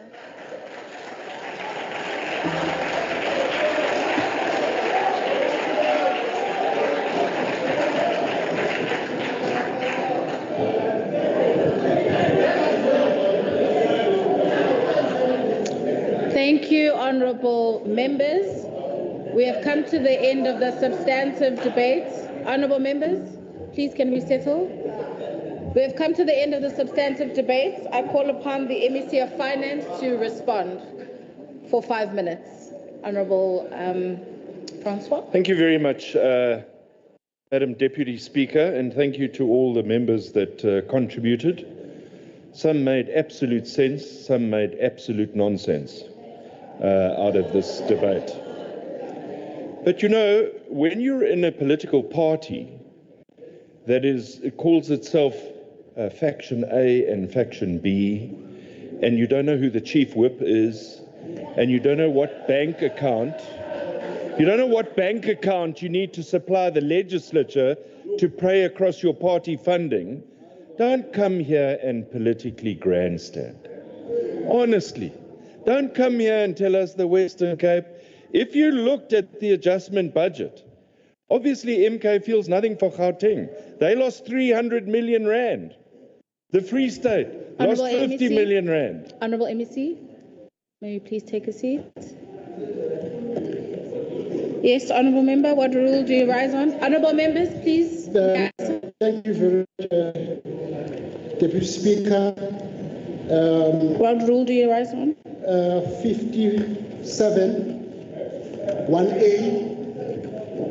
4, 75, 1.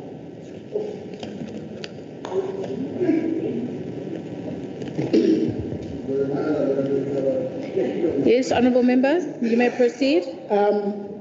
MEC Rogers usensigameni nonsense alikho parliamentary ngicela withdraw asikho shipping la kuthiwa khona nonsense.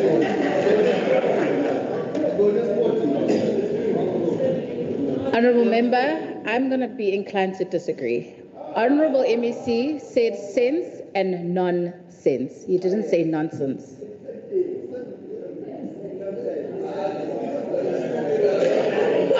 Madam Deputy Speaker. Honourable members, please. Honourable members, please can I listen to the honourable member on the floor? Yes? Now, if, Madam Speaker, if you are saying that, now if I say your ruling is nonsense, would you agree with me? No, I wouldn't. So, but honourable member, this is not a debate between you and I. I've made a ruling. Please, may you sit. Thank you so much. No. Honourable MEC, you may continue. Pula mafiga, pula. Honourable member. Honourable member. Deputy Speaker. Honourable member. Deputy Speaker. Honourable member. Honourable member. Honourable members, please, may I continue? Honourable member. Honourable member, I cannot hear the honourable member on the floor. Madam Speaker. Yes, honourable member, I have made a Yes, ruling. I'm saying thank you. Your ruling is nonsense. Honourable members, please, can we please be behaved in the house? Honourable members, please be seated. Please be seated, honourable member. I have made a ruling. Honourable MEC, please may you proceed to conclude your debate. Thank you. Your response? Thank you very much, Madam Speaker. You see, this is the reality. Some people in this House contribute towards what's a vital bill and a debate. And some people just want to absolutely grandstand and try and steal the political limelight instead of dealing with the issues.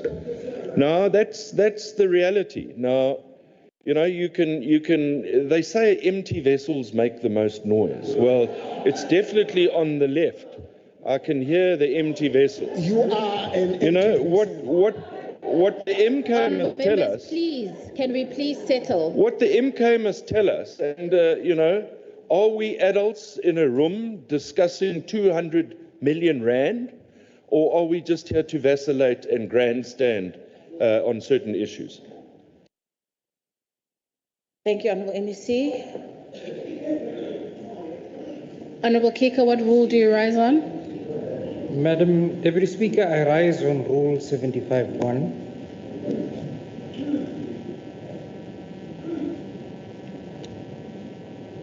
Yes, Honourable Kika. While the MEC was speaking and talking about empty vessels making the most noise, the Honourable Moyo from that side switched on his microphone and yelled out at the MEC that he is an empty vessel. The other members are now repeating that, and that is offensive, and they should withdraw it, or there should be consequences for it. I would request that you make a ruling in this regard.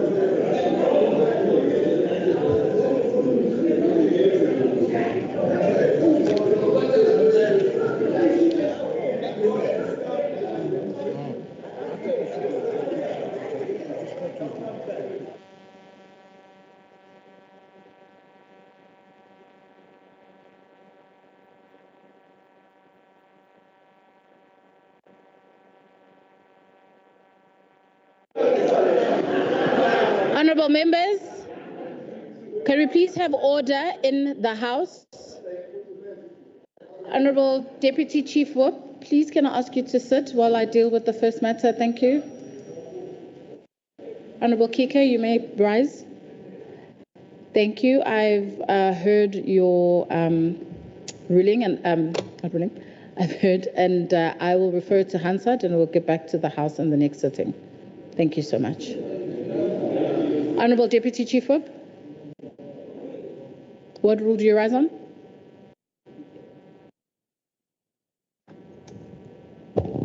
Thank you. I was rising on your Rule 61(1)(a).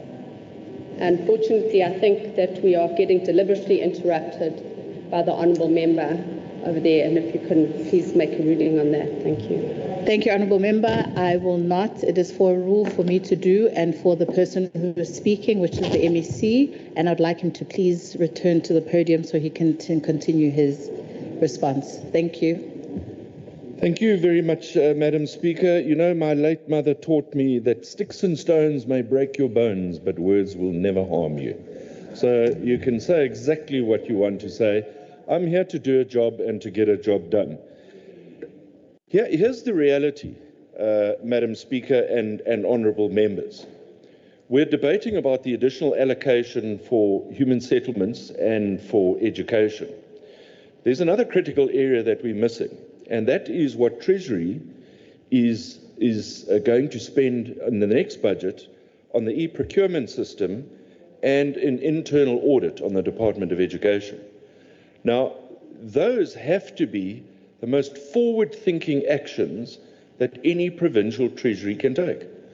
We're not spending money on ourselves, we're spending money on systems in the provincial government that will ensure that there's effective spending and that there's regulated spending. Now, I hear members in the House from both sides saying, we're going to conduct oversight. Well, you shouldn't be telling us that. You should be doing that. That's why you paid over R1 million a year, is to actually do oversight. And your oversight is not in this House. It's outside of this House to ensure that this government of provincial unity is doing what it should do. But when you come here and you just make this noise about government and how government's not doing what it's supposed to be doing. Let's see you on the ground. Come and show us where the problems are. Let's work together. As I said earlier, everybody in this room is an adult and a leader. What do the people out there think when we have this type of discussion around an important bill of additional allocation for funding? I just want to correct a few things too, Madam Speaker. And clearly, some honourable members must do their homework before they come here and just make random comments. The National Minister did not cut any education or any health budget. In fact, I said it earlier, he allocated additional funding. Education is getting 29.1 billion additional funding. Health is getting 28.9 billion. He didn't say cut. Nobody said cut. That, again, shows you what this Treasury is doing, that we've already started the process to access our portion of that particular funding. So please, Madam Speaker, perhaps a little bit more capacity building among certain members, particularly when it comes to finance. Perhaps a 101 accountancy on how we get things done. But to end off, we welcome the additional allocation. We have a good relationship with National Treasury. We want to continue that relationship with National Treasury, and we want to maximize the money that we receive from National Treasury so that we can address poverty, inequality, and create jobs. Ndiyabulela Somlomo.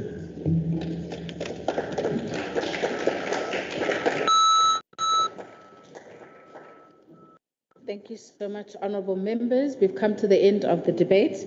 We will now proceed with the voting on the KZN Second Adjustment Appropriation Bill 2025. I will go through the voting procedures, honourable members. Honourable members, as this is a hybrid sitting, Rule 2884 states that the presiding officer must expressly inform members prior to and at the start of the discussion on the matter the party votes will be taken. Members are therefore informed that for voting on the KZN Second Appropriation Bill 2025, voting will be conducted per party. We will now proceed with the voting on the KZN Second Adjustment Appropriation Bill 2025. In terms of the Standing Rule 2412, after the debate has concluded, the question must be put on 1. The program within a vote, or where a vote comprises more than one program, on all programs within the votes combined, and therefore on the vote itself. 2, the schedule or schedules, and 3, the adjustment appropriation bill itself in that order. Honourable members, it is a virtual hybrid sitting, and members are reminded that the terms of Rule 2962E of the Standing Rules, the rules pertaining to divisions apply to virtual sittings. This includes hybrid sittings wherein part of the House is connected virtually. Therefore, there will be no divisions. There will be an allowance for recording of opposition on any program or vote. There will also be allowance for a declaration of a vote at the end of the debate. Honourable members, recording of an opposition. We have not received any request for a record of the opposition in terms of Rule 29.1 from any party.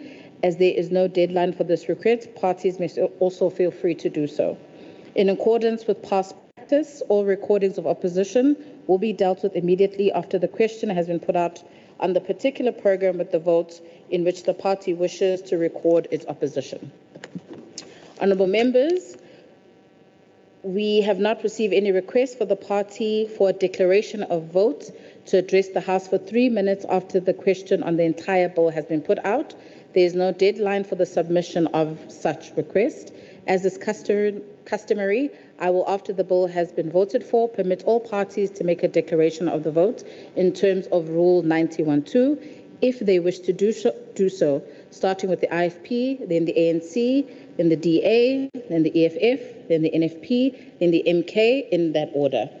Honourable members, I will then now please advise the Sergeant at Arms to ring the bells for 3 minutes. Party whips must ensure that there are no members to leave the chamber. Service officers now may resume to their positions at all entry points to ensure that no member enters after the bell has rung. Thank you, honourable members. Can we have the bell to ring for 5 minutes, please? 3 minutes. Sorry. 3 minutes.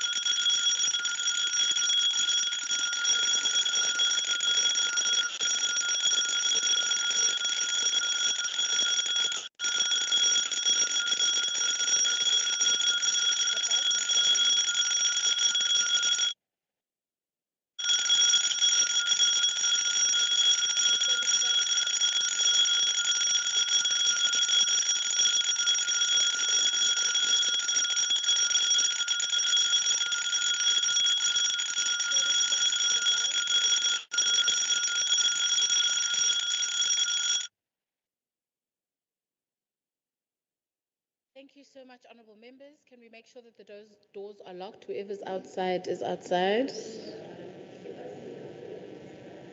Thank you so much. We will proceed with the voting procedure. I will now go vote by vote and program by program without reading any out figures. Once the House has been voted on for each program, I will put the votes as a whole. Honourable members, I must indicate that it has been confirmed that only 3 votes are impacted by the second adjustment appropriation bill 2025. These are vote 5, education, vote 6, provincial treasury, vote 8, human settlements. All the other votes in the programs therein remain unchanged as voted upon by this House when the Adjustment Appropriation Act of 2024 was passed by this House in November last year. As all the other votes are not being amended, there is only a consider and vote upon the votes that have been changed, which is votes 6, 5, and 8. Voting will therefore be confirmed by these votes. As I indicated prior to the start of the debate, I will now go party by party to obtain the votes and therefore check if any member wishes to record an individual vote. We will start with votes 5. Those are with education, programs 1, 2, 3, 4, 5, and 6. We'll go party by party. IFP. Chief Whip. IFP.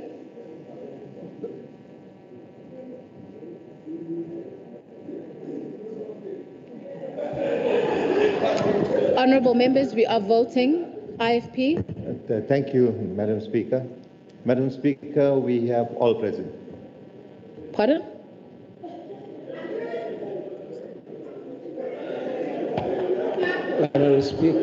Honourable members, please settle. We're in a voting procedure. Can I Yes, just assist? Honourable Gunene. Can I just assist? The IFP supports. Thank you so much. ANC.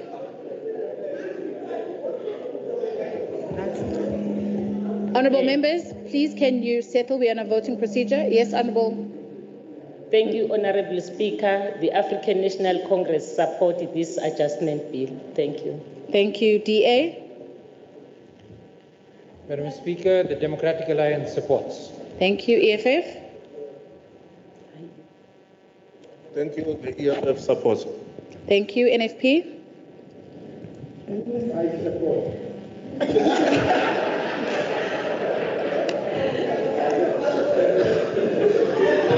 Honourable Speaker, I welcome the new member of the NFP. The National Freedom Party supports this appropriation bill in all the votes given. Thank you, Honourable Shinga. MK. Thank you so much, Madam Speaker. The Umkhonto weSizwe Party supports the appropriation bill. Thank you.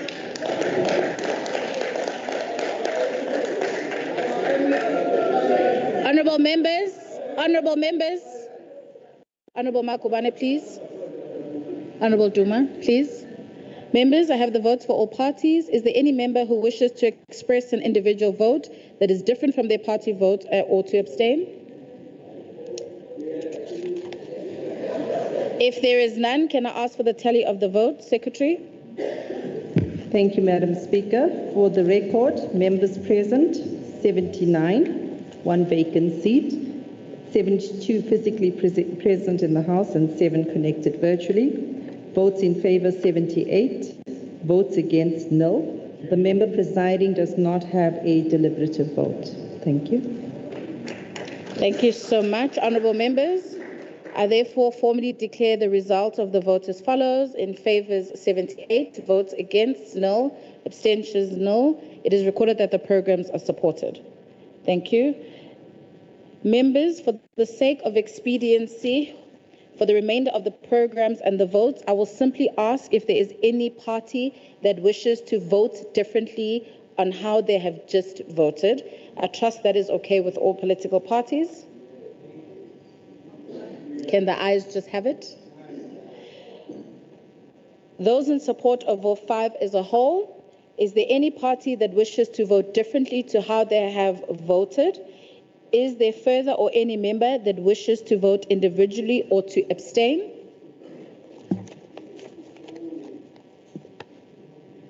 If not, then it will be recorded that the voting results are the same as that of the program in vote 5.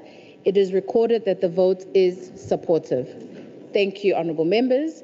Vote 6, Provincial Treasury. Those in support of program 1, 2, 3, 4, and 5. Is there any party that wishes to vote differently to how they have just voted? Is there further any member that wishes to vote individually or to abstain? No. If not, then it will be recorded that the votes results are the same as was for the program in vote 5. It is then recorded that the program is supported. Those in support of vote 6 as a whole, is there any party that wishes to vote differently of how they have just voted? Is there further any member that wishes to vote individually or to abstain, honourable members? If not, then it will be recorded that the voting results are the same as was for the program in vote 5. It is recorded that the vote is supported. Vote 8, human settlements. Those in support of program 1, 2, 3, and 4. Is there any party that wishes to vote differently to how they have just voted? Is there further any member that wishes to vote individually or to abstain? Honourable members? If not, then it will be recorded that the voting results are the same as was in the program in vote 5. Those in support of vote 8 as a whole, is there any party that wishes to vote differently to how they have just voted? Is there further any member that wishes to vote individually or to abstain? Honourable members? If not, then it will be recorded that the voting results are the same as was for the program in vote 5. It is recorded that the vote is supported. That concludes voting on all the programs and the votes. We are now proceeding to voting on the schedule and on the bill itself.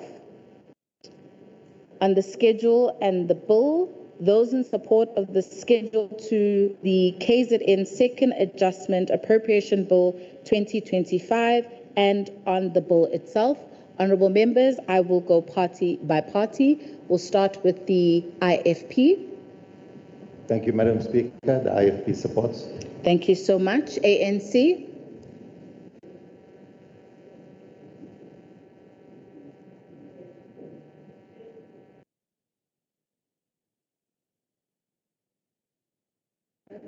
Can we please have assist? Thanks, Honourable Speaker. The African National Congress supports. Thank you. DA. Thank you, Madam Speaker. The Democratic Alliance also supports. Thank you. EFF. Can you stand and please put on the mic?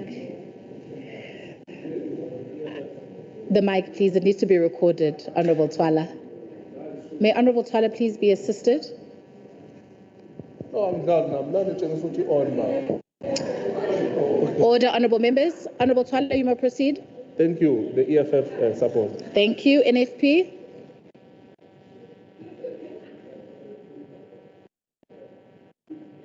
Thank you, Honourable Speaker. The NFP supports. Thank you. MKP. Thank you, Honourable Speaker. The Umkhonto weSizwe Party supports the bill. Thank you so much. Members, honourable members, I have the votes of all parties. Is there any member who wishes to express? Honourable members on the right, please.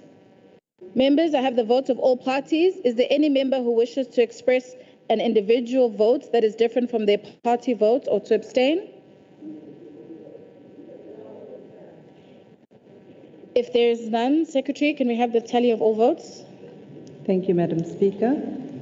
Members present 79, 72 physically present and 7 connected virtually. Votes in favour 78, votes against no, abstentions no.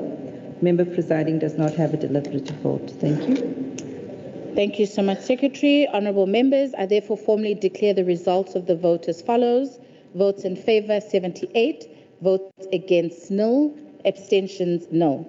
It is recorded that the KZN Second Adjustment Appropriation Bill 2025 as a whole is supported.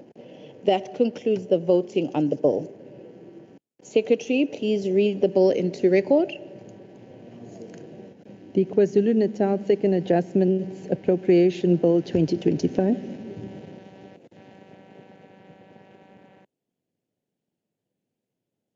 Oh, that was quicker than I thought. Thank you so much. If parties request an opportunity to state reasons for their vote in terms of Rule 91(2), you're allowed 3 minutes. None. Thank you so much, honourable members. Therefore, the item on the order paper concerning the KZN Second Adjustment Appropriation Bill 2025 is concluded. Thank you so much, honourable members. We've come to the end of the order paper for today. Honourable members, we are here with announcements. Members are reminded that Provincial Treasury will brief all committees on the 2025-2026 MTF General Budget for KZN immediately after the adjournment of the House. The briefing will take place in the main chamber. Finally, if there's any other announcements by the Premier or reports before we adjourn, Honourable Premier, do you have any reports?